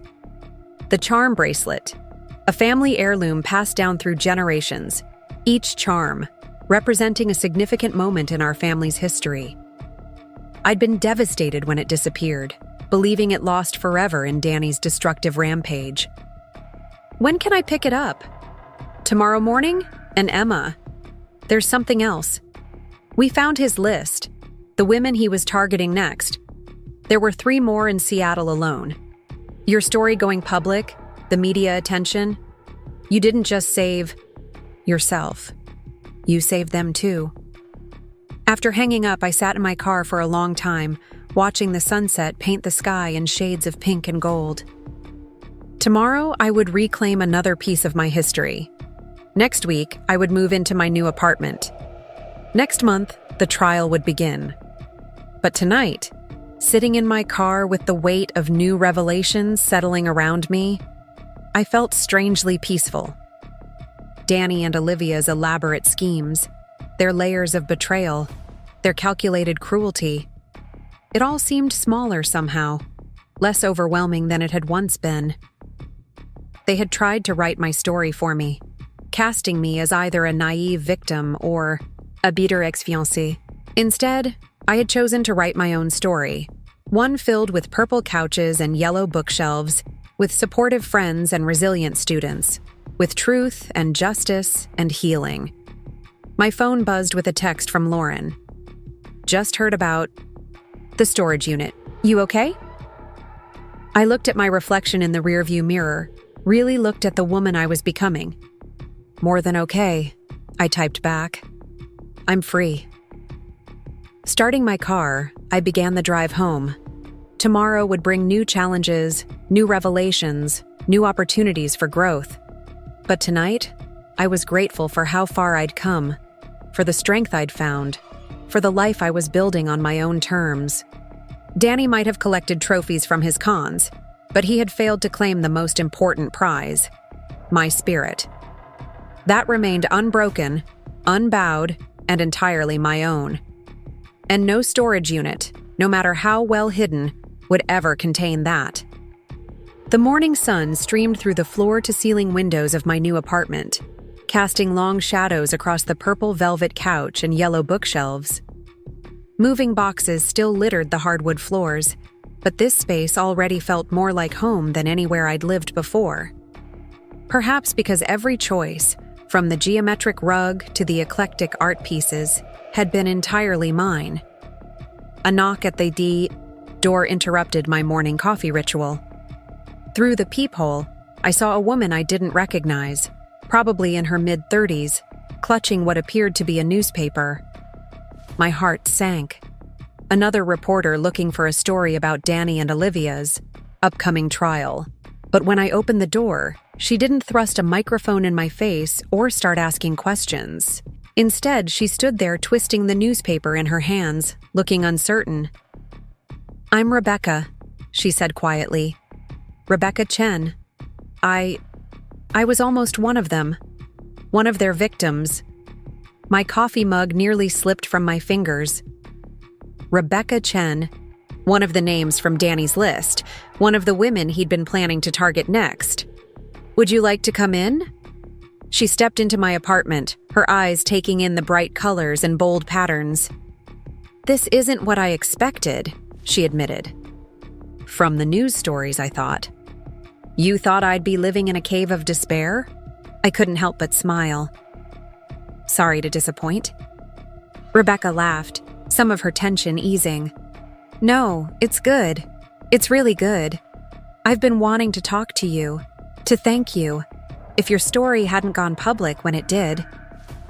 She trailed, off, collecting herself. "I met Danny at a charity gala last month. He was charming, attentive, said all the right things. When the news broke about your wedding, I realized he'd been using the same lines on me, the same tactics." I gestured for her to sit on the purple couch while I fetched another coffee mug. "How did you find me?" "Your school. I'm a parent." "There, or will be. My daughter starts kindergarten this fall. When I saw your name on the faculty list during orientation, it felt like maybe it wasn't just coincidence. Like maybe I was meant to thank you in person." As we talked, Rebecca shared her own story. Recently divorced, inheriting her family's successful import-export business, exactly the type of target Danny and Olivia looked for. She'd been flattered by Danny's attention, drawn in by his seemingly genuine interest in her life and her daughter. He mentioned knowing a great teacher at Roosevelt Elementary, she recalled, shaking her head. Said I should request his friend's class for my daughter. Now I realize he was probably laying groundwork, creating connections he could exploit later. The realization that Danny had been using my reputation, my profession, to groom his next victim made my skin crawl. But looking at Rebecca, alive and unharmed and warning bells unignored, I felt a surge of gratitude that at least some good had come from my public humiliation. "Have the police contacted you?" I asked, remembering Detective Clark's ongoing investigation. "Yes, I gave a statement about my interactions with Danny. They're using it to establish pattern of behavior for the trial." She hesitated. "Are you ready? For the trial?" The question hit harder than I expected.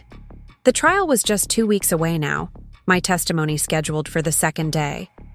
6 other victims would take the stand, sharing their stories of manipulation and betrayal.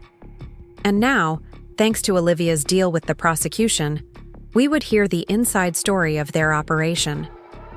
"I don't know if anyone's ever really ready for something like this," I admitted. "But I'm stronger than I was. We all are." Rebecca nodded, understanding in her eyes. "The other women, the ones he successfully conned, have you met them?" "Not yet. But we've been in contact through our victim advocate. We're meeting for dinner tonight, actually.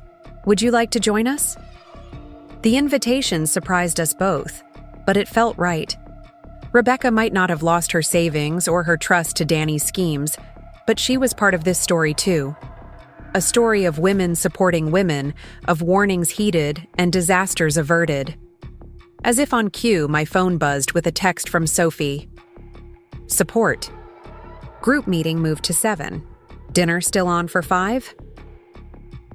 The support group had become an unexpected source of strength over the past months. Not just for dealing with Danny and Olivia's betrayal, but for learning to trust again, to recognize red flags, to value ourselves beyond our bank accounts or relationship status. "I'd like that," Rebecca said softly. "To meet the others, to understand what could have been." We exchanged contact information, and I promised to text her the restaurant details. As she turned to leave, she paused at the door. "Your apartment," she said, gesturing to the vibrant space around us. "It's beautiful. Not just the colors and furniture, but the energy. It feels healing." After she left, I stood in my kitchen, letting her words sink in. Healing. Yes, that's exactly what this space represented. Not just a new apartment, but a new chapter. A place where I could process the past while building a future on my own terms. The rest of the morning passed in a blur of unpacking and organizing. Each item I placed in my new home felt like a small act of reclamation. The books Danny had once mocked as simple children's literature now filled my yellow shelves with pride. Teaching materials, picture books, novels that had shaped my love of education. Around noon, Lauren arrived with lunch and determination to help organize. "The trial starts in 2 weeks," she reminded me, spreading Chinese takeout containers across my new dining table. "You need to be settled before then, focused." She was right. The upcoming trial loomed like a storm on the horizon, necessary but daunting. Andrea Martinez, the prosecutor, had warned us it wouldn't be easy. Danny's defense team would try to discredit us, paint us as gold diggers or scorned women out for revenge. Olivia's testimony might help our case, but it would also mean reliving every manipulation, every lie, every calculated move they'd made. "I met one of the women from Danny's list today," I told Lauren between bites of lo mein. "Rebecca. She's joining us for dinner tonight." Lauren paused in her unpacking of kitchen. "Us, how was that? Meeting someone who almost became me," I finished. "Actually, it was empowering. Seeing her alive and whole and unharmed, it makes everything worth it. The public humiliation, the media circus, all of it. You saved her, Em. Her and who knows how many others." I thought about the list found in Danny's storage unit. 3 potential victims in Seattle alone, each carefully researched and targeted. How many more would there have been if Olivia hadn't chosen that moment to reveal their schemes? The afternoon brought more unpacking, more organizing, more creating of my new space. Sophie stopped by after her hospital shift, bearing housewarming gifts, a first aid kit, because you're the clumsiest teacher I know, and a set of wine glasses, because some wounds need liquid medicine. As we prepared to leave for dinner, I caught my reflection in the new mirror hanging in my entryway. The woman staring back at me looked different from the bride who'd stood in Lakeview Gardens just months ago. Stronger, yes, but also more authentic. More herself. The restaurant we'd chosen for dinner was a small Italian place in Capitol Hill, family-owned and discreet. As we approached, I saw them, the other women whose lives had been touched by Danny and Olivia's schemes. 6 women who had lost money, trust, and pieces of themselves to the same elaborate con. Maria, a software engineer from Portland who'd lost her inheritance. Jennifer, a widow from Vancouver whose late husband's life insurance had been Danny's target. Sarah, Lisa, Patricia, and Rachel, each with their own story of manipulation and betrayal. And now Rebecca, the one who got away. As introductions were made and wine was poured, I looked around the table at these remarkable women. Each had been chosen because of their financial assets, but sitting here, sharing stories and strength, it was clear that their true wealth had nothing to do with money. To Emma, Maria raised her glass, who had the courage to share her story and save others from the same fate. But I shook my head. To all of us. For surviving. For speaking up. For refusing to let shame silence us. The conversation flowed, easily, moving from shared experiences to future plans. Maria had started a tech company focused on financial security for women. Jennifer was working with domestic violence shelters, sharing her story of financial abuse. Each woman had found a way to transform her pain into purpose. The hardest part, Lisa admitted during dessert, wasn't losing the money. It was losing faith in my own judgment. How do you trust again after something like this? The question hung in the air, heavy with shared understanding. How do you trust again? How do you open your heart, your life, your future to someone after such a profound betrayal? Maybe, Rebecca offered. We start by trusting ourselves first. By recognizing the strength it took to survive, to rebuild, to be sitting here tonight. Her words resonated around the table, heads nodding in agreement. We had all been chosen because we appeared vulnerable in some way. Recently divorced, newly inherited wealth, looking for connection. But vulnerability wasn't weakness, and wealth wasn't just about money. As the evening wound down and goodbyes were exchanged, plans were made to meet again. Not just for mutual support during the trial, but for friendship, for understanding, for the unique bond that forms between women who have faced similar storms and emerged stronger. Walking home with Sophie and Lauren, I felt a profound sense of peace. Tomorrow would bring more unpacking, more preparing for the trial, more steps forward in my journey of healing. But tonight had reminded me that I wasn't walking this path alone. The lights of my new apartment building beckoned ahead, 20 stories of possibilities and fresh starts. In 2 weeks, I would face Danny and Olivia in court, would tell my story one more time. But it would be different now, because this time, I wouldn't be speaking just for myself, but for all of us. The women who survived, the women who got away, and the women who might have been next. My phone buzzed with a text from Rebecca. Thank you for tonight. For everything. Looking up at my new home, at the life I was building from the ashes of betrayal, I smiled. Sometimes the worst moments in our lives lead us exactly where we need to be, to the people we need to meet, to the strength we need to find. The purple couch and yellow bookshelves waited above, bold choices for a bold new chapter. Tomorrow would bring its own challenges, but tonight, surrounded by the love of friends and the solidarity of survivors, I was exactly where I needed to be. Seattle's autumn rain peppered the windows of Andrea Martinez's office as we reviewed my testimony one final time. 5 days remained until the trial, and every detail needed to be perfect. The prosecutor's desk was covered with documents, financial records, text messages, photos tracking Danny and Olivia's elaborate scheme across 3 states. Remember, Andrea said, pushing a strand of dark hair behind her ear, they'll try to trigger an emotional response. Danny's attorney will paint you as unstable, vindictive. Olivia's deal with us means she'll corroborate your story, but the defense will still try to discredit you. Through the window, I watched leaves swirl. In the wind, their colors muted by the gray sky. What if they bring up the trust fund? Try to make it seem like I led Danny on with promises of money. Andrea's expression hardened. Let them try. We have evidence that he researched you months before your first meeting.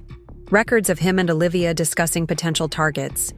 Your trust fund wasn't something you dangled. It was why they chose you.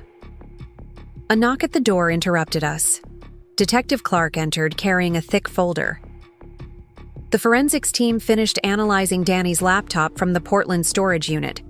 Emma, you need to see this. She spread photos across the desk, screenshots of spreadsheets, each row a potential victim. Names, ages, occupations, financial assets, all meticulously cataloged.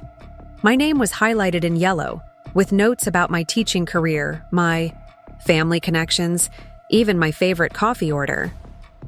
He had similar files on all his targets, Detective Clark explained. But yours was the most detailed. They spent almost a year planning before they approached you. The revelation hit me like a physical blow. A year of planning, of calculating exactly how to manipulate me, of designing the perfect trap. Even knowing what I knew now about their schemes, the level of premeditation was staggering. There's more, Detective Clark continued, pulling out another document. We found a script. Literally, a script. Lines he used. Situations he engineered. That chance meeting at the charity event?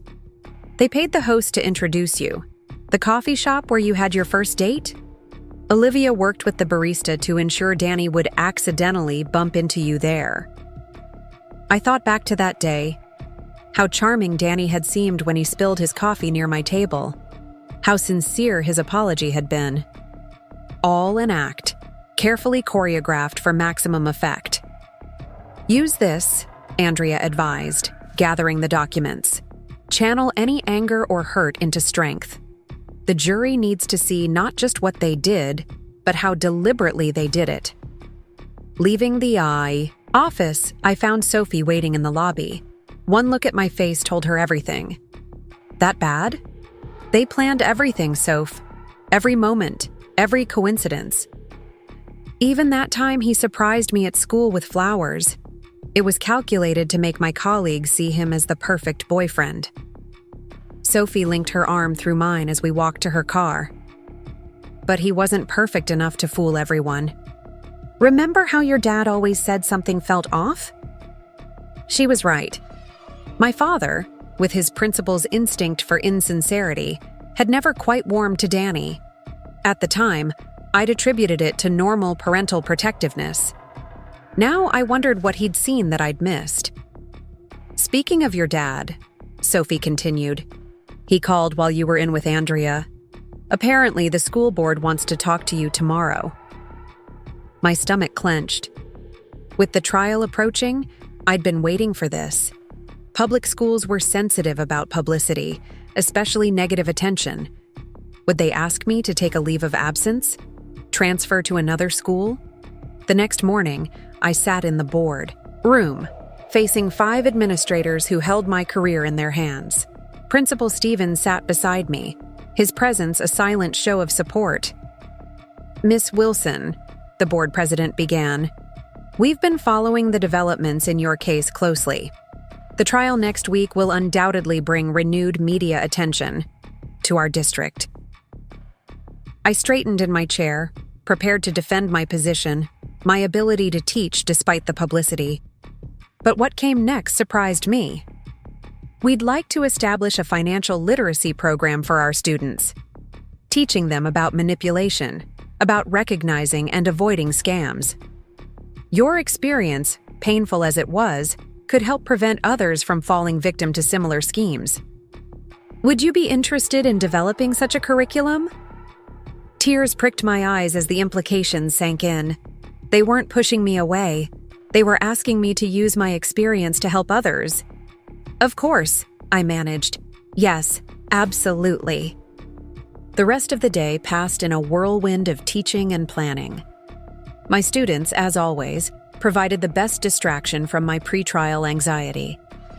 We were studying weather patterns, and their excitement over creating cloud formations in jars was contagious. After school, I met with the other victims, no, survivors, for our final group preparation session. Maria had flown in from Portland, Jennifer from Vancouver. We gathered in my apartment, the purple couch and yellow bookshelves creating a warm, safe space for sharing our fears about the upcoming trial. I heard Olivia's testimony is scheduled for the 3rd day, Lisa said, cradling a mug of tea. Right after Emma and Maria. Sarah, the youngest of our group at 26, shuddered. I don't know if I can face her. Danny's bad enough, but Olivia, she was supposed to be one of us, a woman. How could she do this to other women? The question hung heavy in the air. Olivia's betrayal felt different somehow, more personal. She'd known exactly how vulnerable we were, had helped Danny exploit that vulnerability. Because she was vulnerable too, Rebecca offered quietly. As the one who'd escaped their scheme, she often provided unique insights. From what the prosecutor said, Danny manipulated her just like he manipulated us. The only difference is, he convinced her to become a predator instead of a prey. A knock at the door revealed Lauren, carrying bags of takeout. As we ate, the conversation shifted from the trial to the future. Maria shared updates about her tech company, designed to help women protect their financial independence. Jennifer had been asked to speak at a conference about financial abuse in relationships. "What about you, Emma?" Patricia asked. "After the trial, what's next?" I thought about the school board's proposal, about the students who would soon learn valuable lessons from our painful experiences. I'm staying exactly where I am, teaching, sharing, growing. They tried to make me ashamed of being just a teacher. Now I know that's exactly what I'm meant to be. Later that night, alone in my apartment, I opened my laptop to review my testimony one last time. A news alert popped up, another article about the case. The headline caught my eye. "Wedding Day Revenge or Calculated Exposure." New evidence suggests Olivia Parker's dramatic revelation was part of larger scheme. The article detailed how Olivia's wedding day revelation hadn't been a spontaneous act of revenge, but rather a carefully planned contingency. If Danny had tried to cut her out of the con, she would expose everything, ensuring maximum public humiliation. My phone buzzed with a text from Detective Clark. "Just saw the article. You okay?"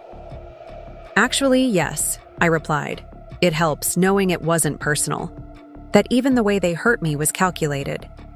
Walking to my window, I gazed out at the Seattle skyline. 5 days until the trial. 5 days until I faced Danny and Olivia in court. 5 days until I shared my story one final time. Not just for myself, but for every woman they'd hurt and every woman they might have targeted next. My grandmother's charm bracelet clinked softly on my wrist. Recovered from Danny's storage unit, restored to its rightful place.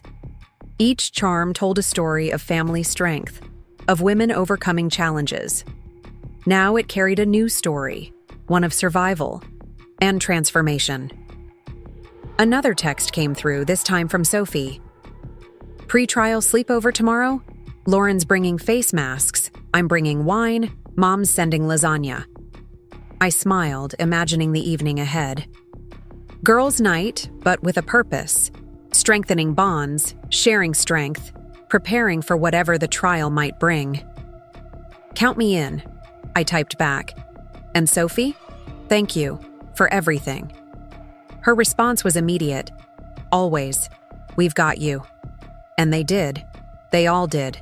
My family, my friends, my students and their parents, my fellow survivors.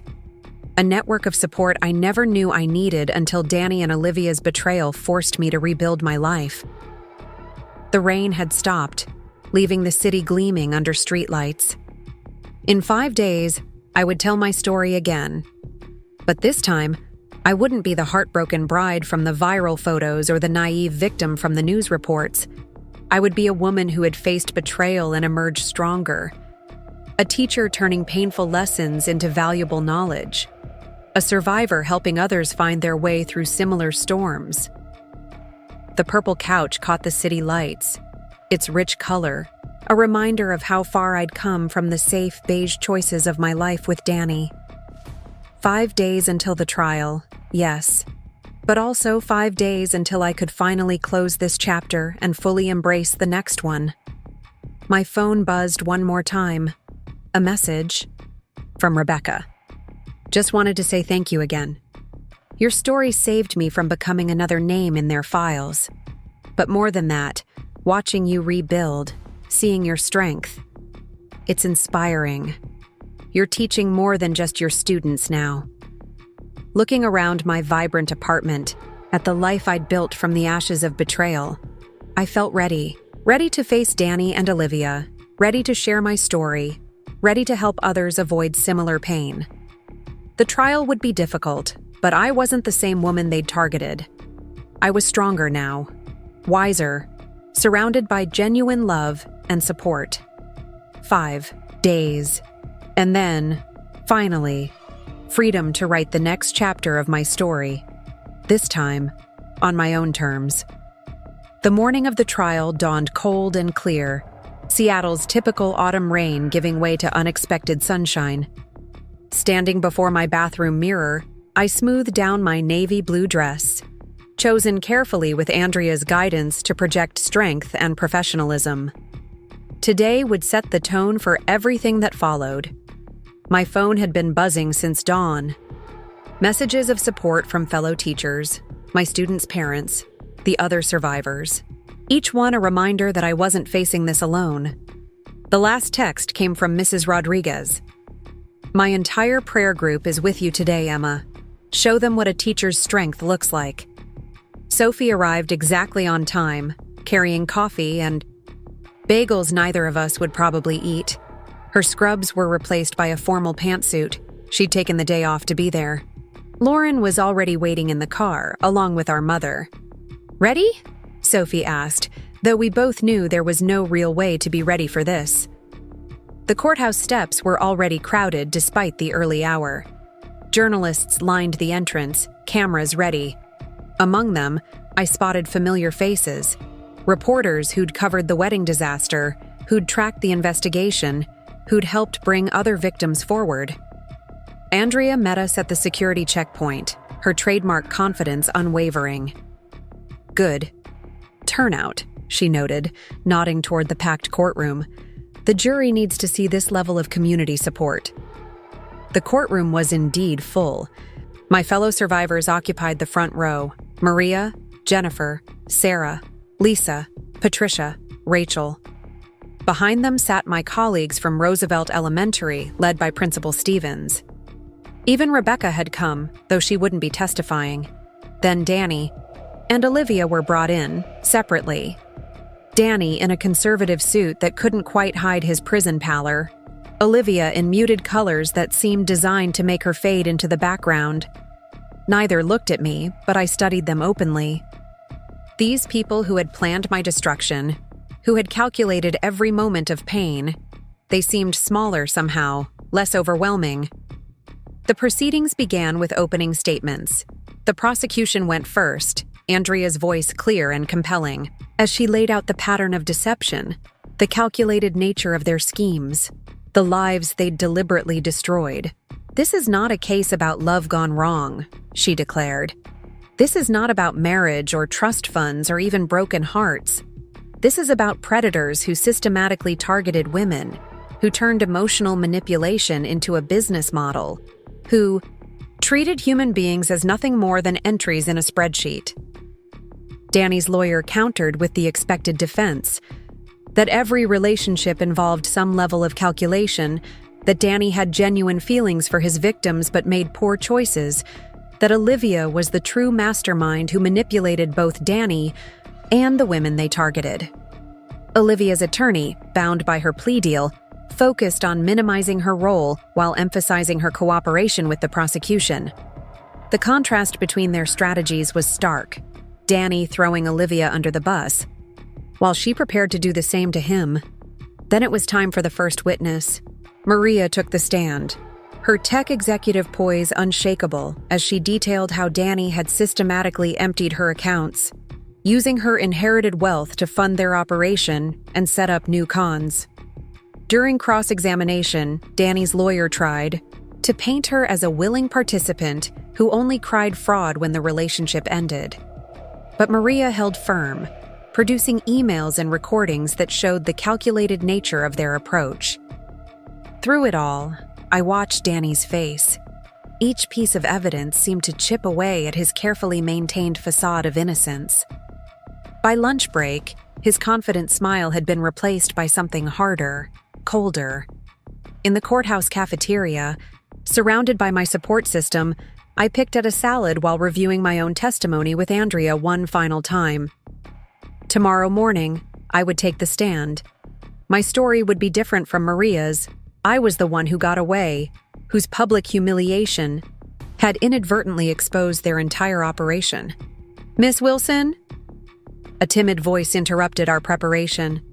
I looked up to find Katie, one of my third-grade students, standing there with her mother. Mom said we could come watch to show support. Tears pricked my eyes as I hugged her. More parents and students had come, filling the back rows of the courtroom, showing their children what it meant to stand up to injustice. The afternoon session began with financial evidence. Detective Clark presented a meticulous trail of transactions, showing how Danny and Olivia had moved money between accounts, using one victim's losses to fund the next con. "Your Honor," Detective Clark explained, pointing to a complex diagram, "this shows a clear pattern. Each new victim's assets were used to create the appearance of wealth and success, attracting the next target. It was essentially a romantic Ponzi scheme." As the evidence mounted, I watched the jury's reactions. Several members took careful notes, particularly when the prosecution showed Danny's spreadsheets, the ones that had cataloged potential victims like inventory. A middle-aged juror visibly recoiled when they displayed the script Danny had used, complete with annotations about which lines worked best on different personality types. My own entry was highlighted. Emphasize dedication to teaching. She's insecure about her career choice compared to her wealthy family. Use this. The day ended with forensic accounting testimony, dry but crucial evidence of the scheme's scope. As the judge called for adjournment, Andrea squeezed my hand. "You're up first thing tomorrow. Get some rest." But rest seemed impossible. Back in my apartment, surrounded by the bold colors I'd chosen to represent my new life, I practiced my testimony one last time. The purple couch had become command central, covered with preparation notes and supporting documents.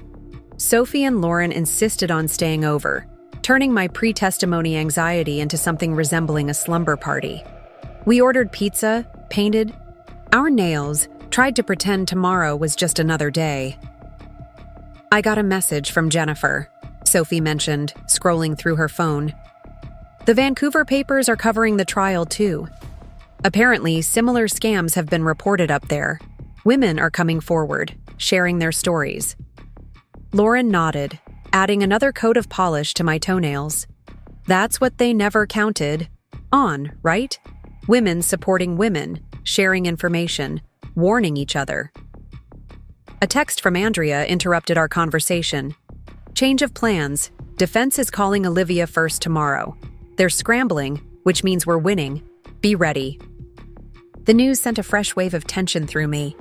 Olivia's testimony was supposed to come later, after mine and Maria's stories had set the stage. Moving her up meant the defense was desperate, hoping her insider perspective might somehow salvage their case. "It's good news," Sophie assured, me seeing my expression. "They're running scared. Danny's lawyer knows he's losing control of the narrative."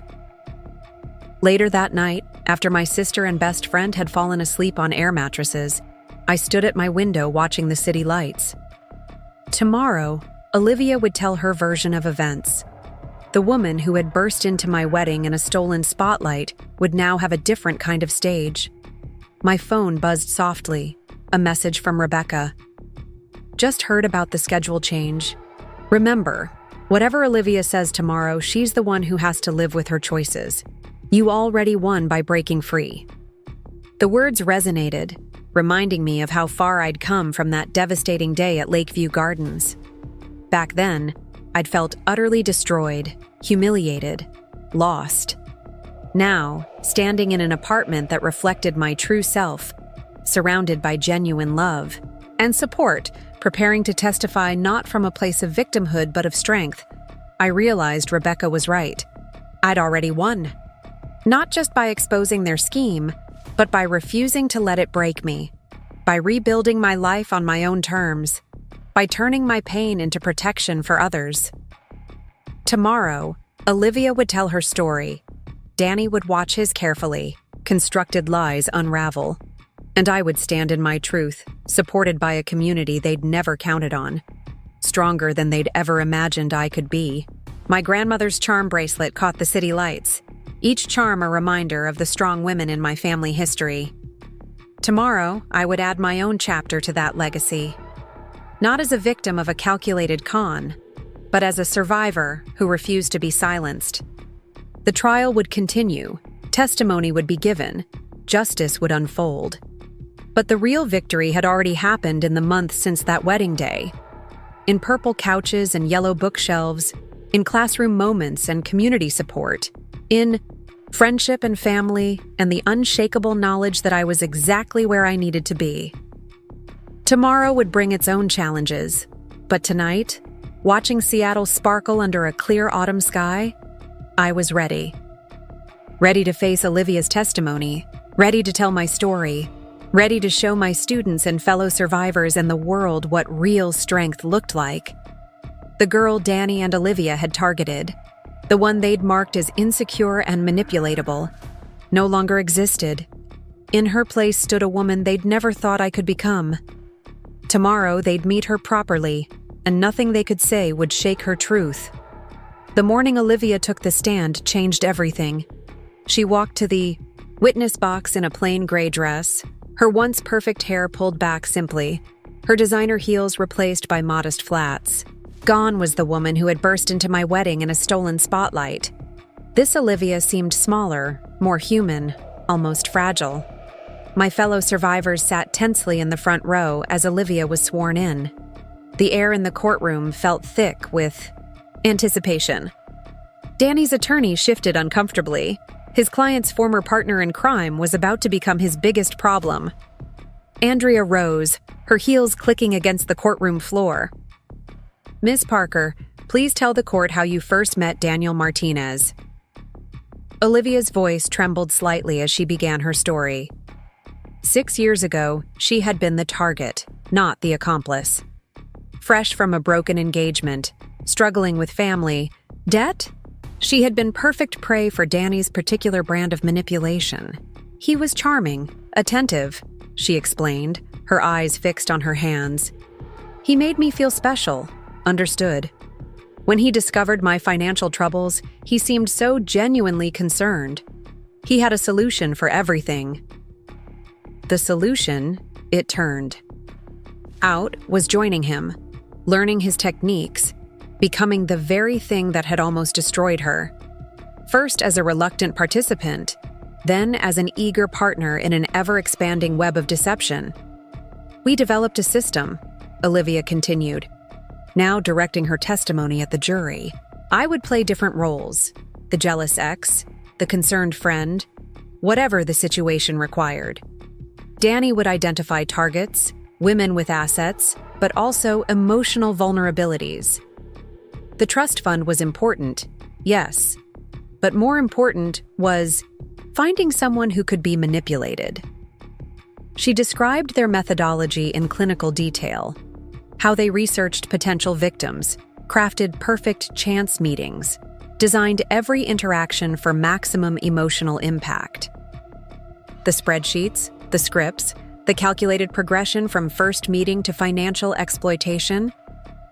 Then she reached my case. Emma was different, Olivia said, finally looking at me. She had the financial assets we typically targeted, but she also had something else. A strong support system, a fulfilling career, genuine confidence beneath her insecurities. Danny saw these as challenges. He became obsessed with proving he could break someone so whole. Danny's facade cracked slightly at these words. I watched him clench his fists under the defense table, his carefully maintained expression of innocence slipping. The wedding day revelation wasn't spontaneous, Olivia admitted. We had multiple contingency plans. If Emma proved harder to manipulate after marriage, I would appear with evidence of our relationship. If she began asking too many questions about finances, I would emerge as the concerned friend with warnings about Danny's past. Every scenario was planned, every reaction anticipated. Andrea guided her through the evidence, emails, text messages, recorded conversations detailing their schemes. With each revelation, Danny seemed to shrink further into himself, his dreams of maintaining plausible deniability evaporating. "Why come forward now?" Andrea asked finally. Olivia's composure cracked slightly. "Because Emma did something we never expected." When confronted with the truth, instead of hiding in shame like our other victims, she stood up. She spoke out. She made it impossible for us to simply move on to the next target. And watching her rebuild her life, seeing her strength, it made me realize what I'd become. The cross-examination was brutal. Danny's attorney tried to paint Olivia as the mastermind, suggesting she had manipulated Danny just as much as their victims. But the evidence was too strong, the pattern too clear. During the lunch break, I found myself in the courthouse bathroom, splashing cold water on my face. The door opened, and Olivia walked in. We stood there reflected in the mirror, the con artist and the target, the woman who had tried to destroy me and the woman I had become in spite of it. "I am sorry," Olivia said quietly. "Not just for what we did to you, but for what I let Danny turn me into. Watching you these past months, your strength, your dignity, the way you've helped others, it made me realize I had a choice too." I dried my hands slowly, considering my response. "We all have choices, Olivia. You chose to become what hurt you. I chose to help others avoid that hurt. The difference isn't in what was done to us, but in what we decided to do about it." She nodded, tears spilling onto her cheeks. As I turned to leave, she spoke again. "Thank you for being strong enough to stop us. Some of the women on Danny's list, they were so young, so vulnerable. You saved them without even knowing they existed." The afternoon session brought more revelations. Financial records showed how Danny had been planning to betray Olivia too, moving assets she thought were safely hidden. The marriage in Vegas hadn't been just about controlling me. It had been his insurance policy against her. Text messages revealed their discussions about my wedding day, how they had planned every detail of my humiliation. But they also showed something else. Danny's growing obsession with breaking me completely, with proving he could destroy not just my trust, but my entire sense of self. He became fixated, Olivia testified. The more Emma succeeded in her career, the more her students adored her, the more determined he became to prove she was nothing without him. The apartment destruction wasn't just rage, it was his final attempt to erase her identity. As the day's testimony concluded, Andrea was visibly pleased. Danny's defense was in shambles, his claims of innocence impossible to maintain against the weight of evidence and Olivia's insider testimony. Walking out of the courthouse, I was surprised to find my entire third-grade class waiting on the steps, holding handmade signs of support. Mrs. Rodriguez stood with them, along with several other parents. "We thought you could use some sunshine," she explained, as my students surrounded me with hugs and pictures. That evening, my apartment filled with supporters, fellow survivors, friends, family. Sophie ordered pizza, Lauren brought wine, and gradually the tension of the day dissolved into something warmer. "I just heard from Andrea," Maria announced, checking her phone. "Danny's attorney has approached her about a plea deal. He knows he's finished." The news rippled through the room. A plea deal would mean no more testimony, no more cross-examination, no more having to relive every painful detail. "What are you thinking?" Sophie asked softly. I looked around my vibrant apartment, at the life I'd built from the ashes of betrayal, at the women who had become sisters in survival, the friends who had become family, the community that had helped me rebuild. I think it's time to close this chapter," I said finally. "We've shown our strength. We've exposed their schemes. Maybe now we can focus on helping others avoid the same pain." Rebecca raised her glass. "To Emma Wilson, teacher, survivor, protector of others." "To all of us," I corrected, "to choosing light over darkness, strength over victimhood, truth over silence." Later that night, after everyone had gone home, I stood at my window watching the city lights. My phone buzzed with a text from Andrea. Danny took the deal. Maximum sentence, full restitution to all victims. It's over. But it wasn't really over. It was just beginning. Tomorrow, I would stand in front of my class and teach them about weather patterns and multiplication tables, but I would also teach them about strength and resilience. The financial literacy program I'd developed would help others protect themselves from predators like Danny and Olivia. My grandmother's charm bracelet caught the light, each charm telling its own story of survival and strength. Now I had my own story to add, not just of survival, but of transformation. The purple couch and yellow bookshelves no longer felt like acts of defiance against Danny's controlled aesthetic. They were simply me, choices made in freedom and confidence. The life I'd built wasn't defined by what I'd survived, but by what I'd chosen to become. One final text came through, from Detective Clark. Just got word about Danny's plea deal. You did it, Emma. You broke the cycle. Every woman he might have targeted in the future owes you their happiness without even knowing it. Standing in Dao, my apartment, surrounded by the colors and choices of my new life, I felt at peace. Danny and Olivia had tried to write my story, casting me as a victim in their elaborate scheme. Instead, I had become the author of my own life, writing a story of strength, resilience, and hope. Tomorrow would bring new challenges, new opportunities, new chances to help others find their strength. But tonight, I was exactly where I needed to be. Whole, strong, and finally, completely free. Up next, you've got 2 more standout stories. Right on your screen. If this one hit the mark, you won't want to pass these up. Just click and check them out.